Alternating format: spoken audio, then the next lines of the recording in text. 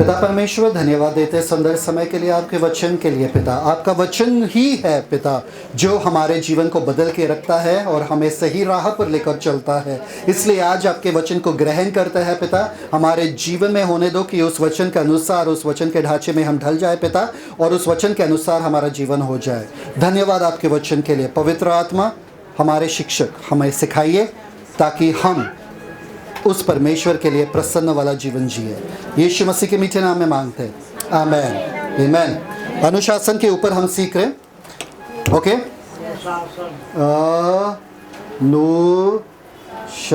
अनुशासन, ठीक है। अनुशासन के ऊपर हम सीख रहे हैं, और अनुशासन के दो मेन मुद्दे हैं या दो मेन सिद्धांत है। इसलिए आज का टॉपिक क्या है? अनुशासन का सिद्धांत। आज का टॉपिक क्या है? अनुशासन का सिद्धांत। अनुशासन के डिसिप्लिन के principle, the principle of discipline, P. पहले हमने सीखा था क्या? The parable of discipline. Parable of discipline में हमने देखा था बहाने का दृष्टांत, जो हमने देखा था, सीखा था, ठीक है। उसके बाद हमने सीखा था पेट्रोल ऑफ डिसिप्लिन। पेट्रोल मतलब क्या? हमें अनुग्रह मिला है ताकि हम अनुशासित जीवन जी सके। उसके बाद हमने सीखा था पार्टनरशिप। पार्टनरशिप का मतलब क्या है? परमेश्वर हमारे साथ है, इसलिए हम एक अनुशासित जीवन, एक जीवन से बढ़कर जीवन जी सकते हैं। आज उसका सिद्धांत देखते हैं। किसका सिद्धांत? अनुशासित जीवन जीने का सिद्धांत, ठीक है। और अनुशासित जीवन जीने का सिद्धांत का दो मूल फाउंडेशन या नींव है। एक है हाँ और दूसरा है ना। Good job. एक है हाँ, हाँ ऐसे लिखते ना, और दूसरा है ना। क्या टिम्बा है कि टिम्बा नहीं? टिम्बा है, ठीक है। तो एक है यस, दूसरा है नो, बस। अनुशासित जीवन जीने का ये दो ही सिद्धांत है, और इस दो सिद्धांत के मुद्दे पर आज हम सीखने वाले विस्तार रीति से देखेंगे, एक ही पैसेज में या एक ही वचन में, परमेश्वर के वचन से देखेंगे, ठीक है। ओपन टाइटस 2, तीतुस 2, उसका 11 और 14। सब लोग खोलो अभी। Titus 2, 11 to 14। तीतुस 2। एक मिनट, उनको खोल दे दो पहले। हाँ, वही बोलो। ये हमारा मूल पैसेज है आज के लिए। Titus 2, 11 to 14। तीतुस 2, 11 से 14 वचन। सब लोगों ने खोला? जल्दी जल्दी खोलो, जल्दी खोलो।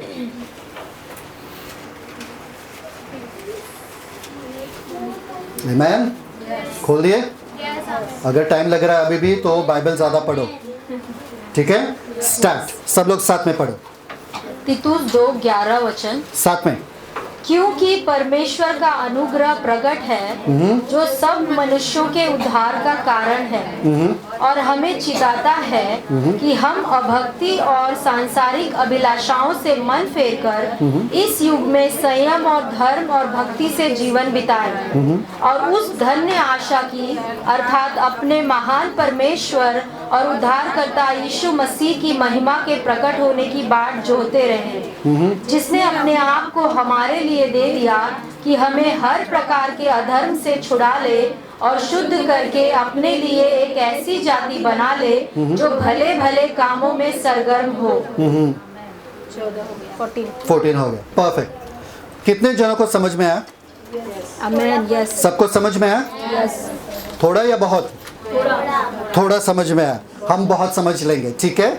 11वें वचन से शुरुआत करते हैं। 11वां वचन पढ़ो वापस से। 11वां वचन। क्योंकि परमेश्वर का अनुग्रह प्रकट है जो सब मनुष्यों के उद्धार का कारण है। क्योंकि परमेश्वर का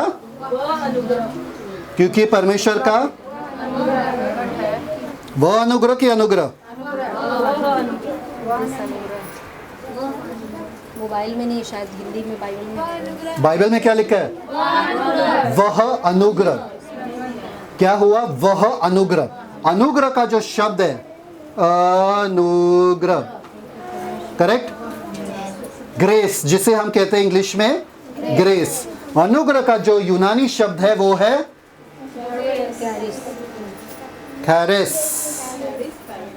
कैरिस, सब लोग लिखो। खरीस, खरीस। कैरिस, ठीक है, कैरिस, सब लोग बोलो कैरिस। कैरिस का मतलब है 27 वर्ष में मेरे प्रभु के साथ चलने में मैंने कभी ये डेफिनेशन सुना नहीं, पर सामने ही पड़ा था। जब मैंने यूनानी भाषा का अनुवाद या देखा उसको गौर से, मैं शॉक हो गया था, क्योंकि हमको लगता है ये प्रभु का वो अनुग्रह है जो हमारे ऊपर हुआ है हमारे लायकी के बिना, हमारे लायकी के बिना। मतलब कैसा होता है, हम एग्जाम देते हैं, हमको 34 मार्क्स मिलता है, टीचर देखते हैं अरे अच्छा स्टूडेंट है, चलो 1 मार्क दे के उसको पास करा देते हैं, उसको बोलते हैं अनुग्रह। सही बात है कि नहीं? Yes. वही हमें सिखाया गया। नहीं नहीं नहीं, अनुग्रह वो नहीं है जो आपको 1 मार्क दे के आपको पास कराए। अनुग्रह वो है जो आपको 100 मार्क दे के आपको 100% से पास कराए। शुरुआत से अंत तक आपका कोई लायकी नहीं है, और अनुग्रह आपको सिखाता है, अनुग्रह आपको वो सामर्थ्य देता है कि आप 1 से लेके 100 तक, या 100 क्या बोलते हैं, 100 तक, 100, समझ में आया कि नहीं आया? वो 1 मार्क देख के आपको पास नहीं कराते, वो 100 मार्क्स देते हैं डायरेक्ट। आमेन। तो अनुग्रह का असली अनुवाद आज मैं अभी आपको हिंदी में बोलूंगा, आपको लिखने की जरूरत नहीं है, समझने की जरूरत है, ठीक है? ध्यान से सुनना। उस दयालुता के बारे में जिसके द्वारा प्रभु, उस दया के बारे में जिसके द्वारा प्रभु विश्वासियों पर अपना पवित्र प्रभाव डालते हुए, अपना पवित्र प्रभाव डालते हुए उन्हें मसीह के ओर मोड़ते हैं। मसीह विश्वासियों पर अपना पवित्र प्रभाव डालते हुए उन्हें मसीह के ओर मोड़ते हैं। तो अनुग्रह क्या करता है? हमें मसीह के ओर मोड़ते हैं, ठीक है? उन्हें मसीह के विश्वास, ज्ञान, स्नेह में रखते हैं। मसीह के विश्वास, ज्ञान, स्नेह में रखते हैं, मजबूत करते हैं। सब लोग बोलो मजबूत करते हैं, बढ़ाते हैं। क्या कर रहा है? अनुग्रह। यही अनुग्रह क्या कर रहा है आपके लिए? आपको पवित्र प्रभाव डालते हुए आपको मसीह के ओर मोड़ते हैं, मसीह के विश्वास, ज्ञान, स्नेह में रखते हैं, मजबूत करते हैं, बढ़ाते हैं, और उन्हें मसीह के गुणों का अभ्यास करने के लिए प्रेरित करते हैं। आमेन, आमेन। अनुग्रह का यही अनुवाद है। अनुग्रह आपको मसीह के ओर मोड़ते हैं, अनुग्रह आपको रखते हैं, बढ़ाते हैं, शक्ति देता है ताकि आप मसीह वाला जीवन जियो। Grace empowers you. Amen. Yes. आपको सामर्थ्य देता है अनुग्रह। तो अभी वो वचन वापस से पढ़िए, वर्स 11। Thank you father. तीतुस 2:11, क्योंकि परमेश्वर का वह अनुग्रह प्रकट, परमेश्वर का वह अनुग्रह क्या हुआ? प्रकट, मुझ पर प्रकट हुआ। किस पर हुआ? जो सब मनुष्यों के उद्धार का कारण, सब मनुष्य का उद्धार का कारण। सिर्फ मुझ पर प्रकट हुआ कि सब मनुष्य पर प्रकट हुआ? फायदा क्यों नहीं उठा रहे सब लोग? यस, कल का शॉर्ट्स आपने देखा? यस। कितने जनों ने देखा कल का शॉर्ट्स? कौन सा वाला था? Oh good job. जिम वाला याद है कि नहीं है? कि जिम तो फ्री था मेरे कंपनी में, बाकियों को पता ही नहीं था कि जिम फ्री है, पर उस ट्रेनर का खर्चा, उस जिम का खर्चा कंपनी उठा रहे थे। वैसे ही यीशु मसीह के साथ है। यीशु मसीह ने आपके पापों का दाम चुका लिया है। आप किस बोझ से दबे हुए हो? आप किस परेशानी में हो? इसलिए हमको जाके सिर्फ उनको बताना है कि अनुग्रह आ चुका है, परिपूर्णता से आ चुका है, मसीह में आप आजाद हो सकते हो। हमें सिर्फ लोगों को बताना है दाम चुकाया गया है। समझ में आ रहा है कि नहीं आ रहा है? तो वही अनुग्रह हम पर प्रकट हुआ है। प्रकट का जो शब्द है वहां पर क्लियरली विजिबल। क्लियरली विजिबल का मतलब है दृष्टि के सामने। जैसे आप मुझे देख सकते हो, यस, है ना? अभी देख सकते हो कि नहीं? यस। कल देखे थे? नहीं ना? आज देख सकते हो ना? तो कल मैं छुपा हुआ था, आप मुझे देख नहीं सकते थे कि मैं क्या पहना, पर आज आप देख सकते हो दृष्टि के सामने आ चुका है। इसलिए मनुष्य जो है बिना बहाने के है, दे आर विदाउट एक्सक्यूज, बिना बहाना, उनके पास कोई बहाना नहीं है, क्योंकि ये प्रकट किया गया है, ये मनुष्य के सामने लाया गया है। प्रॉब्लम आप में है कि आप उसे लेते नहीं हो, आप उस पर विश्वास नहीं कर रहे हो। समझ में आया कि नहीं आया? तो 11वां वचन सबको समझ में आया? 12वां वचन में जाते, अभी 12वां वचन पढ़ो। और हमें चिताता है कि हम अभक्ति और सांसारिक हमें क्या करता है? चिताता है। सब लोग बोलो चिताता था। सब लोग बोलो चिताता था। चिताता है। Teaching us, teaching us, teaching us का जो शब्द है, कभी कभी मेरी वाइफ पूछती है मुझे, ग्रीक क्यों सिखा रहे हैं इन लोगों को, यूनानी क्यों सिखा रहे हैं इन लोगों को, ये लोग क्या करेंगे यूनानी जानकर, है ना, है ना? Perfect, good job. ग्रीक में चिताने का जो शब्द है वहां पर, वो है पैदियो। सब लोग बोलो पैदियो, सब लोग लिखो पैदियो। इसको बोलते चाइल्ड ट्रेनिंग, मतलब बच्चों को जो ट्रेनिंग देते हैं, बच्चों को जो सिखाते हैं, वो शब्द यहाँ पर इस्तेमाल किया गया है। अभी 3 जन बच्चों को सिखाते हैं या 3 जन आदमियों को सिखाते हैं। एक होता है माता पिता जो घर में सिखाते हैं, दूसरा होता है टीचर जो स्कूल में सिखाते हैं, और तीसरा होता है तीसरा होता है नहीं पास्टर। बहुत धर्मी बन रहे हो आप। एक होता है माँ बाप, पेरेंट्स, कैसे लिखते हैं? माँ, तीसरा होता है समाज, बाप, है ना? फिर होता है टीचर,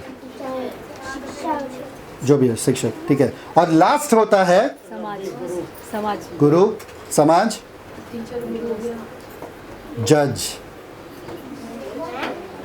हाँ, ये कौन है? न्यायाधीश। आपको पता है कोर्ट में जज रहता है, जज।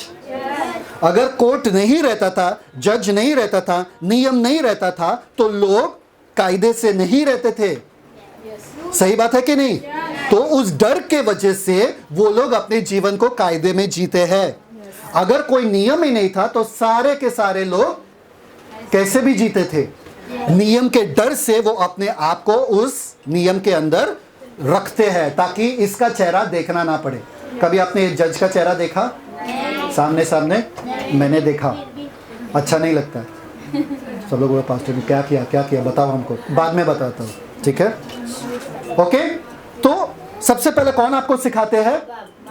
माँ बाप। दूसरा कौन सिखाते हैं? टीचर्स। और तीसरा कौन सिखाते हैं? माँ बाप। कैसे सिखाते? आप में डाल के, आपको बता के कि देखो ऐसा सही है, ऐसा सही नहीं है। टीचर कैसे सिखाते हैं? आपको अनुशासित करके, मतलब अगर आपने गलत किया तो आपको मारते हैं, आपको सही राह बताते हैं, अनुशासित करते। और जज कैसे सिखाते? डायरेक्ट आपको दंड देके, डायरेक्ट आपको दंड देके। ये तीनों भी अनुग्रह के द्वारा आपको शिक्षण मिलता है। ये तीनों भी अनुग्रह के द्वारा आपको शिक्षण मिलता है। अनुग्रह आपको सही क्या है वो सिखाता है, गलत राह पर जाने से रोकता है, अनुशासित करता है, और लास्ट में अगर आप जिद्दी के जिद्दी रहे, अनुग्रह कभी कभी आपको जाने देता है।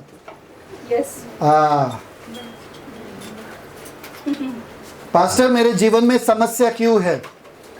क्योंकि आप हट्टी हो, आप वचन मान नहीं रहे हो, आप वचन पे विश्वास नहीं कर रहे हो जो यहाँ से सिखाया जाता है। और फिर आपके जीवन में समस्या आता है, ओए प्रभु तू कहाँ है? प्रभु बोलता रहेगा तू कहाँ है, पहले वो बता। इतने महीने से तो नहीं आया, अब आके प्रार्थना कर रहा है, तू कहाँ था वो बता। अनुशासन कभी कभी आपको जाने देता है आपके हट्टीपन पे। इसका मतलब ये नहीं कि समझो कि परमेश्वर का आशीष है उस पे। हाँ, अनुशासन कहता है क्या? अनुग्रह क्या कहता है? जाने दे इन लोगों को। इन लोगों ने जिद इतना कर दिया था इस चीज का कि उनको जाने दो। वो सबसे खतरनाक चीज है, क्योंकि सैमसन के बारे में लिखा था, जिसके पास बहुत शक्ति था। सैमसन के बारे में लिखा था कि वो उठा और वो सोचा कि मेरे पास वो शक्ति है पवित्र आत्मा का, पर वो जाना नहीं कि कब का पवित्र आत्मा चल गए थे, छोड़ के चले गए। और जब वो उठा, दुश्मन आए और उनके ऊपर हावी होकर उनको बर्बाद कर दिया। अनुग्रह के शिक्षण पे ध्यान देना। अनुग्रह आपको सिखाता है क्या सही है, अनुशासित जीवन जीने के लिए सिखाता है, और आपको अगर जिद किए तो आपको जाने भी देगा, जिससे आपके ऊपर ताड़ना आएगा। Yes, amen. Thank you father. हमको सिर्फ अनुग्रह का अच्छा चित्र दिखा दिया था, अनुग्रह अच्छा है, अनुग्रह मुझ पर अनुग्रह, मुझ पर अनुग्रह हुआ तो है, पर आपका जिम्मेदारी है उस अनुग्रह के नीचे रहने का।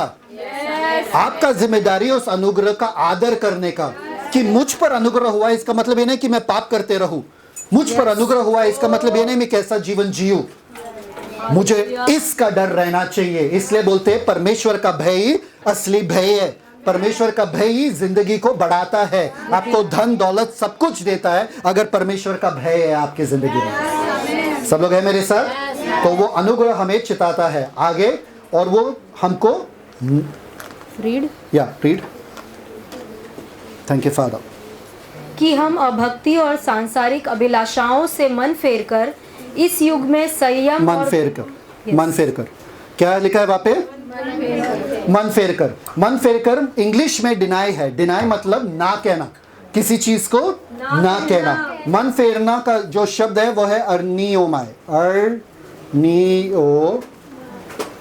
MAI। सब लोग लिखो MAI। मैं क्यों बता रहा हूं आपको ये भी बताता हूं। अर्नियोमाय का मतलब यही है जो हम अपने बच्चों को बताते हैं। क्या बताते हैं बच्चों को? किसी भी स्ट्रेंजर से या किसी भी अजनबी इंसान से कुछ मत लेना। बताते कि नहीं? या अपने बच्चों को बताते हैं भाई जितना मिले उतना अच्छा है, लेते जाओ जो भी दे। नहीं ना, किसी भी अनजान व्यक्ति से कुछ मत लेना। अर्नियोमाय का मतलब ये है कि आपके सामने रखा जा रहा है कुछ चीज, आपको वो लेना नहीं है। आमेन। यस। डिनाइंग। आप ये मत सोचो आप यीशु में आए मतलब सब मोह माया खत्म, मतलब पूरा दुनिया आपको अकेला छोड़ेगा, आपका शरीर आपको अकेला छोड़ेगा और शैतान आपको अकेला छोड़ेगा। नहीं, वो रखता जाएगा चीजें ताकि आप उसको उसमें गिरो और आपका जिंदगी बर्बाद हो जाए। Come on. देखिए जब आप डाइटिंग कर रहे सबसे पहले चीज क्या करते हो आप? जब बाहर जाते हो सबसे पहले चीज क्या आता है? खुशबू आता है, नाक आपका तेज हो जाता है। अरे समोसा, अरे पानी पूरी, जब डाइटिंग कर रहे, जब फास्टिंग कर रहे, सबसे ज्यादा वही होता है कि नहीं होता है? दूसरे के घर में, तीसरे के घर में क्या क्या बन रहा है, पिकल अचार भी है वहां पे, कांदा भी है, सब है, सब पता चलेगा। क्यों? क्योंकि आपके सामने वो रखा जा रहा है, पर आपको उस समय में ना कहना है उन चीजों को। अगर आप हाँ कहोगे, अगर आप उसमें गिरोगे तो क्या होगा? फास्टिंग टूट जाएगा, आपका फास्टिंग टूट जाएगा। इसलिए कुछ लोगों ने ऐसा माना है कि हम हिमालय पे जाके बैठेंगे मोह माया से दूर। यस। तो हिमालय में जाके लोग बैठ जाते हैं, वापस सोचे कि हाँ दुनियादारी छोड़ दिया हमने, सब छोड़ दिया। यीशु भी रेगिस्तान में शैतान पहुंच गया। यीशु भी रेगिस्तान में थे और शैतान पहुंच गया था वहां पे भी। आप यदि दुनिया से दूर हो, शैतान से दूर हो क्या वहां पे? अपने शरीर से दूर हो क्या? शरीर को छोड़ के रखे क्या? क्या फायदा उस चीज का? आप हिमालय में ही बैठना पड़ेगा, हिमालय पे ही मरना पड़ेगा आपको, क्योंकि दुनिया में वापस आ नहीं सकते हो, क्योंकि दुनिया के लायक तो नहीं रहे अब। समझ में आ रहा कि नहीं आ रहा? आप शरीर, शैतान और संसार से दूर नहीं भाग सकते हो। आपको ऐसा कोई शक्ति चाहिए जो आपको ना कहने का हिम्मत दे दे। आमेन, आमेन। उसी को अनुग्रह कहते हैं। पहले तो मैं फिसलता था, पहले मैं तो ये सारी चीजों में जाता था, पर आज मेरे पास अनुग्रह मिला है कि मैं ना कहूं इन चीजों को। पहले मैं लतों में मर रहा था, पहले मैं लतों में इतना जाता था, पर अब मैं ना कह सकता हूं लतों को। कैसा? क्यों? क्योंकि मुझे अनुग्रह मिला है। समझ में आ रहा है कि नहीं आ रहा है? कम ऑन, लेट्स सी आगे। Thank you father. तो वो हमें सिखाता है क्या? ना कहना किसके? कि हम अभक्ति और सांसारिक अभिलाषाओं से मन फेरकर हाँ। इस युग में संयम और धर्म और भक्ति से जीवन बिता। परफेक्ट। सबसे पहले वहां पर क्या लिखा है? अभक्ति। सब लोग बोलो अभक्ति। अभक्ति जो है, अनगॉडलीनेस जिसे कहते हैं, अभक्ति जो है वो सब है जो परमेश्वर के जैसा नहीं है। अभक्ति, सब लोग बोलो अभक्ति। अभक्ति का अनुवाद जो वहां पर है वो सब कुछ है जो परमेश्वर नहीं है। मतलब परमेश्वर नफरत है क्या? नहीं। तो अभक्ति मतलब नफरत। यस। परमेश्वर झूठ है? नहीं। तो अभक्ति मतलब झूठ। मतलब जो परमेश्वर स्वयं नहीं करेंगे, यस। जो परमेश्वर स्वयं नहीं करेंगे वो अभक्ति है। आपको उन सारे चीजों को ना कहना है जो परमेश्वर स्वयं नहीं करेंगे। आमेन। समझ में आ रहा है कि नहीं आ रहा है? उसी को अभक्ति कहते हैं। अब मेरे जीवन में इतने सालों से मैं जी रहा हूं, तो मेरे जीवन में बहुत सारी चीजें हैं जो परमेश्वर को भाता नहीं है, जो परमेश्वर को प्रसन्नता नहीं देता है। मुझे क्या करना है? अपने बगीचे में जाकर जो कुछ जंगली झाड़ है उसे उखाड़ना है, क्योंकि जो कुछ अच्छा झाड़ है जिसमें फूल लगा हुआ है वो अच्छा झाड़ है, उसको छोड़ना है और जंगली झाड़ों को उखाड़ना है। अभी आप पूछोगे मुझे कैसे पता चलेगा जंगली झाड़ क्या है और अच्छे वाले सही बात है कि नहीं? सही बात है कि नहीं? गांव कितने जन गए कभी? और आपको अभी तक पता नहीं जंगली झाड़ कैसा दिखता है? मुझे पूछ रहे हो? ऐसे ही हम विश्वासी में भी है। हमें पता है हमारे जीवन में परमेश्वर वाला चीज जो नहीं है, हमें पता है। यस। हमें पता है ये आलसीपन जो है परमेश्वर की ओर से नहीं है, ये गुस्सा जो है परमेश्वर की ओर से नहीं है, ये झूठ बोलना जो है परमेश्वर की ओर से नहीं है, ये डरना जो है परमेश्वर की ओर से नहीं है, ये चिंता करना जो है परमेश्वर की ओर से नहीं है, ये घबराना परमेश्वर की ओर से नहीं है, ये अविश्वास रखना परमेश्वर की ओर से नहीं है, शक करना परमेश्वर की ओर से नहीं है, व्यभिचार परमेश्वर की ओर से नहीं है, चोरी परमेश्वर की ओर से नहीं है। ये सब हमें छोड़ना चाहिए, इसको ना कहना पड़ेगा। समझ में आया कि नहीं आया? आप ना कैसे कहोगे इन चीजों को? आंखें बंद करके ना। कैसे ना कहोगे? आलसपन को, गुस्से को कैसे ना कहोगे? मालूम है आपके अंदर से गुस्सा आ रहा है, आप क्या कहोगे? वो सब छोड़ दो। नो। सब लोग बोलो नो। बस नो। तू गुस्सा नहीं कर सकता है क्योंकि परमेश्वर गुस्सा नहीं करते अपने बच्चों पर। तू गुस्सा नहीं कर सकता है। नहीं, तू झूठ नहीं बोल सकता है। भले तुझे झूठ बोलना है, तू झूठ नहीं बोलेगा। अपने आप से बात कर। दाऊद ने लिखा है कि रात के समय में मैं अपने आप से बात करता हूं। नेहमाया ने लिखा है कि जब मैं चाहता था, मैं कंफ्यूज था कि मैं क्या करूं कि ना करूं, तो मैंने अपने आप से बात किया और मुझे जवाब मिल गया। अपने आप से बात कीजिए। अपने आप को बोलो ना, ये परमेश्वर के जैसा नहीं है, ये अभक्ति है। इससे ना कहने का शक्ति मुझे मिल चुका है, अनुग्रह मेरे पास है। नफरत करो उससे, नफरत करो। शैतान लाएगा आपके सामने, अरे नफरत करो, देखो उन्होंने तुम्हारे साथ ऐसा किया, अरे चिढ़ जाओ, अगर गुस्सा हो जाओ, अरे अपने शांति को खो दो। आप बोलोगे ना। क्योंकि अगर हवा ने शैतान को उस दिन ना कहा होता था तो आज हम ये जीवन नहीं जीते होते थे। उसने बात किया शैतान के साथ, और आप भी बात करते हो। हाँ सच में यार, उसने मेरे साथ बहुत बुरा किया, पिछले बार भी बुरा किया था। नहीं अभी तो उनसे बात ही नहीं करूंगा, उनसे नफरत करूंगा। आप बातें कर रहे हो शैतान के साथ, और शैतान के उन सोच, उन बीजों को आप अपना रहे हो। इसलिए जंगली झाड़ों से आपका जीवन भरा हुआ है। इससे नफरत, उससे नफरत, इस पे गुस्सा, उस पे गुस्सा, इससे बैर, उससे बैर, इससे चुपना, उससे चुपना। हर एक के साथ आपका मेल मिलाप नहीं है। क्यों? क्योंकि जंगली झाड़ आपके पूरे जिंदगी में है, पूरा पाप से भरा हुआ है आपका जिंदगी, और यीशु को अपनाया। आपने शैतान के बीजों को अपनाया, जिसकी वजह से आपका जीवन ऐसा है। आपको क्या कहना है? शैतान ना। अरे सो जा, प्रार्थना मत कर, शैतान ना। मैं प्रार्थना करूंगा। बाइबल मत पढ़ना यार, बाइबल पढ़ के किसका भला हुआ? शैतान ना, मैं बाइबल पढ़ूंगा। अरे मध्यस्थी करो, अरे अन्य भाषा में बातें करो, शैतान हाँ, मैं मध्यस्थी करूंगा, मैं अन्य भाषा में बातें करूंगा, शैतान मैं तेरे आवाज को सुनूंगा नहीं। समझ में आया? अगर शैतान बोला मत करो तो समझ में आ रहा है कि नहीं आ रहा है? आपको ना बोलना पड़ेगा। और कैसा बोलोगे आप? दिमाग में नहीं, मुंह से। आपके बच्चों को भी सुनाई देना चाहिए। ना क्या बोल रहा है? किसको ना बोल रहा है? कुछ नहीं, कुछ नहीं, बस शैतान मेरे दिमाग में डाल रहा है चिंता कर। शैतान ना, मैं चिंता नहीं करूंगा कल के बारे में। अरे पैसा कहां से आएगा? शैतान ना, मेरा परमेश्वर मेरे साथ है, मैं चिंता नहीं करूंगा। आमेन, प्रेज गॉड। कमन, समझ में आ रहा है कि नहीं आ रहा है? हर चीज जो परमेश्वर नहीं करता मैं नहीं करूंगा। परमेश्वर करके बारे में चिंता करते क्या? परमेश्वर चिंता करते क्या? नहीं, तो मैं भी नहीं करूंगा। उसको बोलते अभक्ति से दूर रहना। आमेन। समझ में आया? तो पहला चीज क्या है? अभक्ति। दूसरा चीज क्या है? संसारिक अभिलाषा। संसारिक अभिलाषा के बारे में हमको पता है। क्या है संसारिक अभिलाषा? बताओ। एक तो संसार के ओर से आता है और दूसरा वो अभिलाषा जो हम अपनाते हैं, अपना हो जाता है।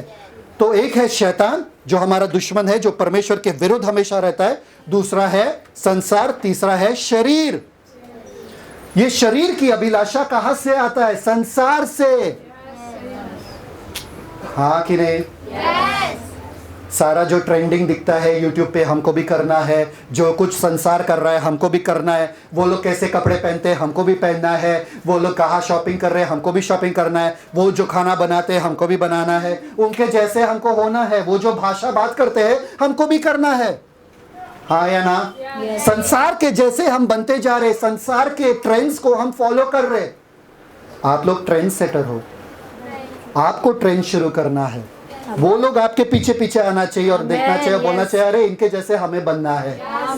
समझ में है कि नहीं है? वर्ल्डली लस्ट, लस्ट का जो है वहां पर अभिलाषा का मतलब है desire, craving, longing, desire for what is bidden. मतलब जिस चीज की आपको पाबंदी है वो ही चीज आप करते हो।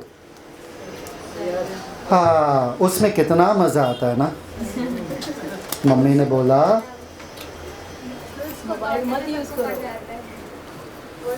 जो लोगों को बोला जाता है मत करो वो ही वो लोग करते हैं। सब लोग आंखें बंद करो, सब लोग आंखें बंद करो। बंद कर दिए? समोसा के बारे में मत सोचो, आंखें खोलो। कितने जन समोसा के बारे में सोचे? हाँ, किसके बारे में नहीं सोचे? सब नहीं हाथ उठाए। अच्छा, आपको पता था समोसा के बारे में नहीं सोचना है, यही आपने सोचा तो समोसा सोचा आपने। जो आपको बताया जाता है मत सोचो, आप वो ही सोचते हो। ये आपका आदत है। ये मनुष्य का फितरत है। जो कहा जाता है मत करो उसी ओर में जाने का उनका फितरत है। बच्चों को देखो ना, मस्ती मत करो, क्या करते हैं? और करते हैं। क्योंकि मैं आपको बताता हूं, क्योंकि आपके मनुष्यत्व को, आप जैसा इंसान होना, परमेश्वर ने आपको नकारात्मक नहीं बनाया, आपको पॉजिटिव बनाया। तो जब आपको ना कहा जाता है आप ना सुनते नहीं हो। क्योंकि आप पॉजिटिव हो ना। मुझे ना समझ में नहीं आता है, मुझे लेट से सोना नहीं है, मुझे लेट से सोना नहीं है, मुझे बाहर का खाना खाना नहीं चाहिए, मुझे बाहर का खाना खाना नहीं चाहिए। आपका दिमाग क्या सुन रहा है? मुझे बाहर का खाना खाना चाहिए, मुझे बाहर का खाना खाना चाहिए। इसलिए आपका दिमाग क्या करता है? अरे बाहर का खाना के और आकर्षित होता है। समझ में आ रहा है कि नहीं आ रहा है? ना में कभी भी अपने आप को बातें मत करना, क्योंकि आपका दिमाग सुनता नहीं है। हाँ में करो, मुझे घर का खाना पसंद है, मुझे घर का खाना पसंद है। ऐसे बातें कीजिए। समझ में आ रहा है कि नहीं आ रहा है? सब लोग हैं मेरे साथ? संसार की अभिलाषा जो है संसार के तरफ से आता है और वो आपको बर्बाद करके रखता है। ठीक है, ओके। तो शैतान को ना बोलने का, अपने आप को ना नहीं बोलने का। समझ में आया कि नहीं आया? अपने आप से सिर्फ हाँ में बात करने का। ठीक है, ओके। नाउ आगे।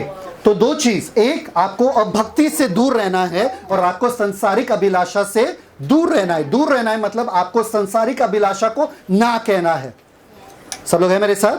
ना कहना है संसारिक अभिलाषा। संसारिक अभिलाषा का मतलब क्या है? पहला योना उसका दूसरा अध्याय 17 वचन में क्या लिखा है? पहला योना दूसरा अध्याय 17 वचन क्या लिखा है? आंखों की अभिलाषा से। The world passeth away and the lust thereof, but जो परमेश्वर की इच्छा को करता है वो सदा रहेगा। ये दुनिया जो है, ये संसार जो है जाता रहता है। फैशन वैसा का वैसा है क्या? पहले के ज़माने में धोती कुर्ता में चलते थे, अभी जॉब जाते हैं क्या धोती कुर्ता में? नहीं ना, फैशन बदलता रहता है ना, है ना। पहले ज़माने में क्या पहनते थे? साड़ी पहनते हैं। है ना। और अभी क्या पहनते हैं? जीन्स टॉप वगैरह सब आ गया। तो संसार का जो फैशन जाता रहता है, पर जो परमेश्वर के वचन पे खड़ा रहता है वो अटल और सदा रहता है, सदा रहता, बना रहता है। समझ में आया कि नहीं आया? तो संसार से हमें दूर रहना चाहिए, ठीक है। तो दो चीजों को ना कहना है। कौन से दो चीज? सब लोग बोलो। भक्ति और सांसारिक अभिलाषा।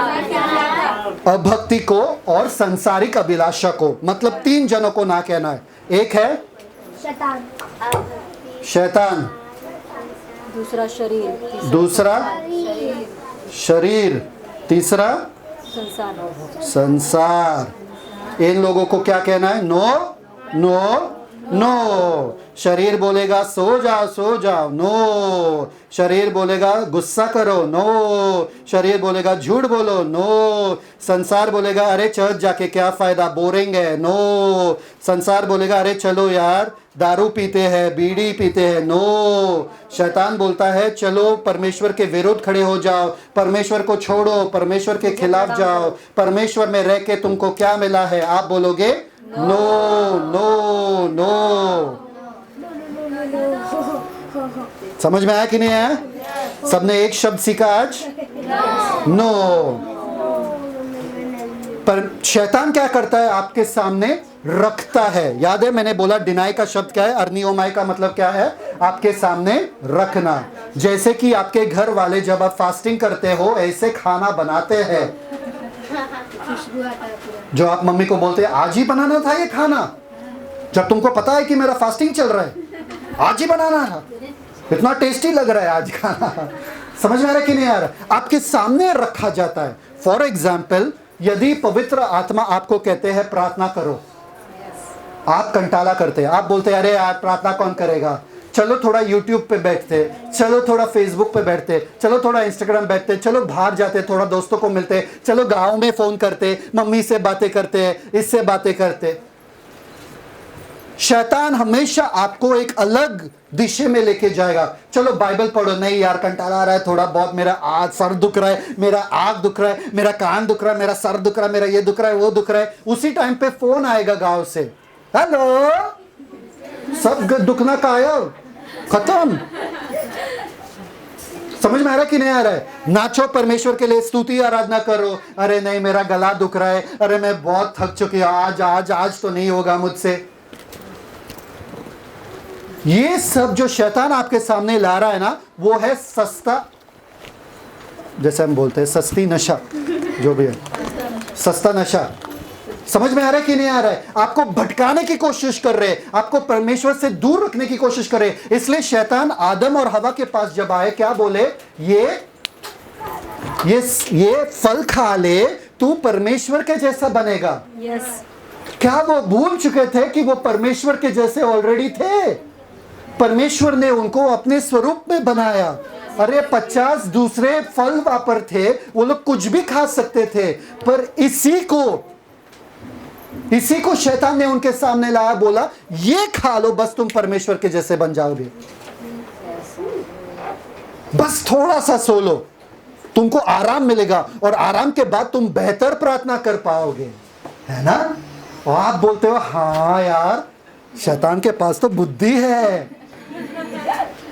अरे अभी तुम्हारे आंखें धुंधली हो रही है, अभी क्या बाइबल पढ़ोगे, समझ में भी नहीं आ रहा है। अरे छोड़ दो, सो जाओ थोड़ी देर, थोड़ा इनको फोन कर दो, थोड़ा घर का काम कर लो, फिर आके बाइबल पढ़ना। कितने जन वापस बाइबल पढ़ने के लिए आए, उसके बाद नहीं, पूरा दिन बर्बाद होता। वो एक चीज ऐसा लाता है जो आपको परमेश्वर के राह से अलग कर देता है और आप उसको अपना लेते हो और वो राह पर जाते हो। आप सोचो क्या है?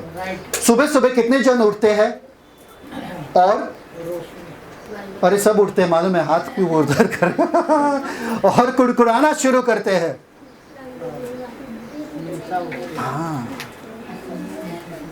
मेरे बच्चे को देखो, जब भी उठेगी बड़ी सी स्माइल देगी, बड़ी, हर दिन जब से पैदा हुई है आज तक जब भी उठेगी स्माइल देके ही उठेगी। और ये हमको सिखाता है कि कौन से एटीट्यूड में आपको सुबह सुबह उठना है। जब पैसा नहीं रहता है शैतान बोलता है क्या? शैतान क्या बोलता है? जब पैसा नहीं रहता है शैतान क्या बोलता है? मांगो मांगो, किसी से मांगो, भीख मांगो, किसी को बोलो देने के लिए पैसे। तुम्हारा परमेश्वर तुमको पैसा नहीं दे सकता है। पर पवित्र आत्मा कहते हैं क्या? परमेश्वर पे भरोसा रखो, तुम्हारे सारे जरूरतों को पूरा करेगा वो। और आप जाते हो मांगने के लिए पैसा। कोई हालेलुया आमीन नहीं आ रहा है। परमेश्वर के वचन में लिखा है जो मेरे आज्ञाओं पे चलता है वो देने वाला बनेगा, लेने वाला नहीं। तो अगर आप लेने वाले हो तो आप श्राप के अंदर हो, आप परमेश्वर के आज्ञाओं पे नहीं चल रहे हो। जांचो अपने जीवन को, जांचो। पगार लेना है, बस पगार हक से ले लो। मजदूरी है ना, मेहनत का है, वो हक से ले लो। किसी के सामने हाथ मत फैलाना, क्योंकि शैतान आपको झुका रहा है। यीशु को भी शैतान ने झुकाने की कोशिश किया और बोले कि ये सारा संसार मैं तुझे दे सकता हूं, मेरे सामने झुक जा। मतलब शैतान से यीशु मसीह लेने वाला था पूरा सारा संसार, वो लेने वाला बन जाते थे, वो भी शैतान से। दुनिया के लोगों के सामने जाके हम हाथ ऐसा, जो लोग आशीषित है वो लोग देने वाले होते हैं, लेने वाले कभी भी नहीं। समझ में आ रहा है कि नहीं आ रहा है? तो शैतान के झांसे में मत आना। शैतान आपके सामने, अरे अरे पूछ लो ना, अभी ले लो, बाद में छोड़ दो, अभी ले लो, बाद में दे देंगे। और हम बेवकूफ हो जाते हैं, हाँ बाद में दे देंगे, अभी ले लेंगे। Thank you father. जब आप अकेले हो शैतान क्या बोलते हैं? क्या बोलते हैं? किसी दोस्त को फोन करो, जाओ घूमने के लिए, पानी पूरी खाओ, थोड़ा मन हल्का हो जाएगा। ये बोलते हैं क्या प्रार्थना करो? जब अकेले हो कभी प्रार्थना किए हैं? नहीं, मूड ही नहीं होता है प्रार्थना का। ये सब शैतान आपके सामने रख रहा है ताकि आप ये सस्ते चीजों को चुनो और आपके अनोखे आशीषों को खो दो। आपको क्या कहना है? एक बार सब लोग हैं मेरे साथ? एक बार यहाँ पर ना एक जार है, जार क्या बोलते हैं उसको? जार को जार बोलते हैं, जार जार, बरनी बरनी, हाँ। इसमें ग्रेन्स था, ग्रेन्स, अनाज, अनाज था, सब अनाज था। और गलती से ये ढक्कन खुला हुआ था, गलती से ये ढक्कन खुला हुआ था। उसमें ये बंदा घुस गया, ये बंदा घुस गया। ठीक है, ये बंदा घुस गया, चूहा घुस गया अंदर। अभी चूहे को पता चला, अरे मैं घुस गया, मैं तो अटक गया, क्या करूं क्या करूं। पर देखा, अरे ये तो खाना है, ये तो अनाज है, इतना सारा, जिंदगी भर आराम करके इसी अनाज से खा लूंगा। तो क्या किया? खाते गया, खाते गया, खाते गया, खाते गया, खाते गया, खाते गया, खाते गया, खाते गया, खाते गया। और क्या होता गया इसका? यहां से कहां पर पहुंचा? यहां से और नीचे। जब इधर पहुंचा सब खत्म हो गया। बाहर निकलना मुश्किल। हाँ, क्या करता था निकलने के लिए? मोटा हो गया, हाँ मोटा हो गया। क्या करेगा अभी? बाहर कैसे निकलेगा? नहीं निकल सकता, उसको रुकना पड़ेगा ताकि कोई उसे अनाज बाहर से दे, वरना वो अंदर का अंदर ही मरेगा, या कोई उसका मदद करे। शैतान जो भी आपके सामने रखता है वो ऐसा ही है। आपको लगता है ये बहुत आसान रास्ता है, चलो इसी को लेते हैं, चलो यही करते हैं, चलो रोज रोज सुबह सोते हैं, कौन प्रार्थना करेगा, कौन इतना परिश्रम करेगा, कौन इतना मेहनत करेगा। ये छोटे छोटे अनाज खा कर आप ऐसे दलदल में गिरते जा रहे हो जिससे आप खुद बाहर नहीं आ सकते हो। आपके पास आपके साथ कोई ऐसा दोस्त है आपके कंपनी वगैरह जो पैसा मांगते हैं और हर टाइम आके मांगते हैं, वापस से वही मांगते हैं, वही मांगते हैं, वही मांगते हैं, वही उनका आदत हो जाता है। दूसरे कंपनी में जाएंगे, दूसरे लोगों से मांगते रहेंगे। ऐसा ये एक चीज है ना, लत है। सिगरेट, एक सिगरेट पीते हैं, फिर 2, फिर 3, फिर 4, फिर पूरा पैकेट। दारू, नशा, गुटखा, जो भी, शुरुआत होता है छोटे से और फिर बड़ा, बढ़ते बढ़ते बढ़ते हम ऐसे दलदल में फंस जाते हैं जो हम बाहर नहीं आ सकते हैं। शैतान का हर एक चीज ऐसा ही है।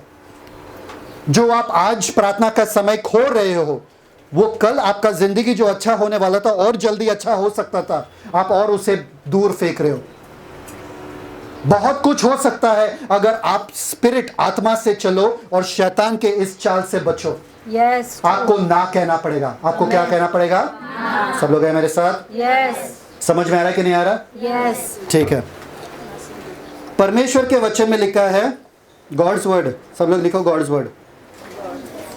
परमेश्वर के वचन में लिखा है, एग्जाम्पल दे रहा। अनबिलीवर, अनबिलीवर मतलब अविश्वासी, है ना? अनबिलीवर। परमेश्वर के वचन में साफ साफ लिखा है, अनबिलीवर से शादी मत करो और अनबिलीवर के साथ बिजनेस मत करो। परमेश्वर के वचन में साफ साफ लिखा है, अनबिलीवर, अविश्वासी के साथ शादी मत करो, अविश्वासी के साथ बिजनेस। अनबिलीवर, अनबिलीवर के साथ आपको बिजनेस नहीं करना है। परमेश्वर के वचन में लिखा है कि नहीं लिखा है? फिर लोग मेरे पास आके बोलते हैं, अरे उनका जीवन तो देखो ना, उन्होंने भी अविश्वासी के साथ बिजनेस किया और वो अच्छे हो गए, उन्होंने भी अविश्वासी के साथ शादी किया और उनका तो अच्छा भला हुआ ना। देखिए, एक चीज मैं आपको बताता हूं, हम परमेश्वर के आज्ञाओं को मानते हैं इसलिए नहीं ताकि हम पे आशीष आ जाए। यस, हम परमेश्वर के आज्ञाओं को मानते हैं क्योंकि वो सही है। आमेन, यस, प्रेज गॉड। कितने बार, एक चीज बताओ मुझे, आपने एस्तर और अन्नू को अपना घर साफ करने के बारे में कितने बार कहा होगा? कितने बार? बहुत बार। पढ़ाई करने के लिए कितने बार कहा होगा? एस्तर और अन्नू, कितने बार मम्मी ने चॉकलेट दिया हर टाइम जब आपने पढ़ाई किया और घर साफ किया? एक बार भी नहीं। चॉकलेट नहीं दिए, पर फिर भी आप उनका आज्ञा का मानते हो, आज्ञाओं को मानते हो? यस, अच्छा है। यस। क्यों? क्योंकि अच्छा चीज। और आपको पता है मम्मी जो कहती है वो अच्छा ही होगा। समझ में आ रहा है कि नहीं आ रहा है? उनको चॉकलेट नहीं मिला हर बार जो वो आज्ञा को मानते थे, पर फिर भी उन्होंने माना क्योंकि मम्मी ने कहा वो सही है। मुझे फर्क नहीं पड़ता है किसने शादी किया अविश्वासी के साथ और किसका जीवन भला है वहां पे। परमेश्वर के नजरों में वो गलत है, मतलब गलत है। मुझे फर्क नहीं पड़ता किसने बिजनेस किया अविश्वासी के साथ और उसका अच्छा हुआ। परमेश्वर के नजर में गलत है, मतलब गलत है, सिंपल।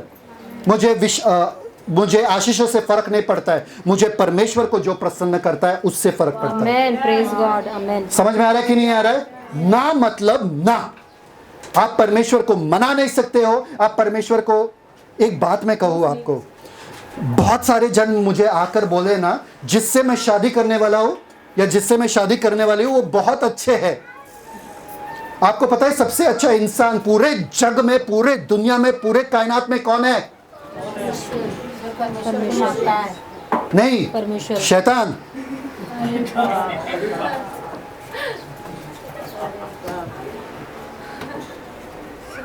वो कैसे आते हैं मालूम है क्या?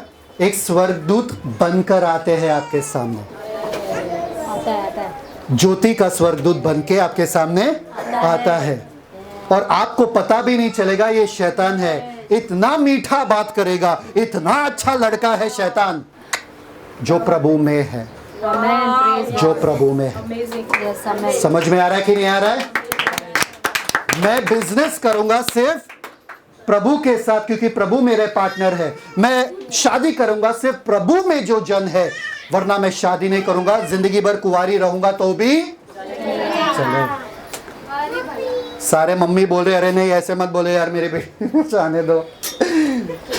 परमेश्वर सही बंदे को लाएंगे। तो सबसे बेस्ट इंसान पूरे जग में दिखता कौन है? अच्छा, शैतान। फिर बाद में पता चलता है कि शैतान का असली चेहरा क्या है? सब लोग हैं मेरे साथ? 2 कोरिन्थियंस 11:14 पढ़ो। दूसरा कुरिन्थियों का 11वां अध्याय 14 वचन। यह कुछ अचंभे की बात नहीं क्योंकि शैतान आप भी ज्योतिर्मय स्वर्गदूत का रूप धारण करता है। क्या है शैतान? ये अचंभे की बात नहीं है, क्योंकि शैतान आप ही ज्योतिर्मय स्वर्गदूत का रूप धारण करता है। आपको बताओ, सबसे बेस्ट लड़के और लड़कियां कहां पर है मालूम है क्या?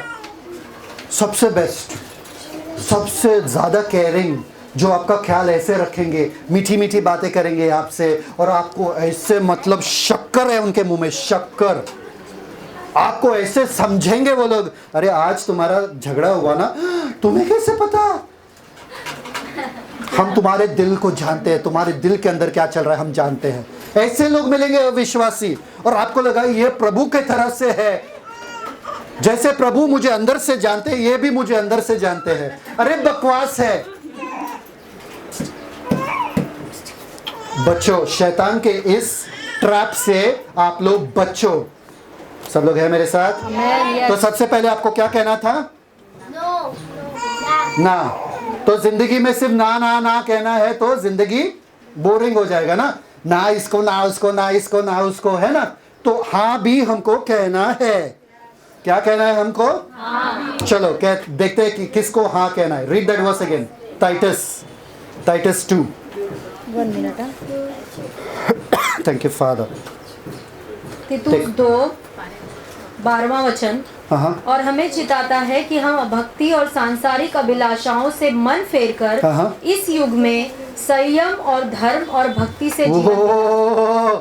सब लोग बोलो संयम, धर्म, भक्ति। भक्ति ऐसा ही है ना? धर्म ऐसा है, धर्म है ना? और संयम है, करेक्ट? सब लोग लिखे? हाँ, थैंक यू। आपको हाँ किसको कहना है? संयम। 3 जनों को। ना किसको कहना है? 3 जनों को। शैतान, संसार और शरीर। सब लोग बोलो शैतान, संसार, शरीर। शैतान, संसार, शरीर। नहीं, शैतान, संसार, शरीर। शैतान, संसार, शरीर को ना कहना है। हाँ कहना है किसको? संयम, धर्म और संयम का जो शब्द है वो वहां पर अनुशासन है। एक अनुशासित जीवन को आपको हाँ कहना है। आहा।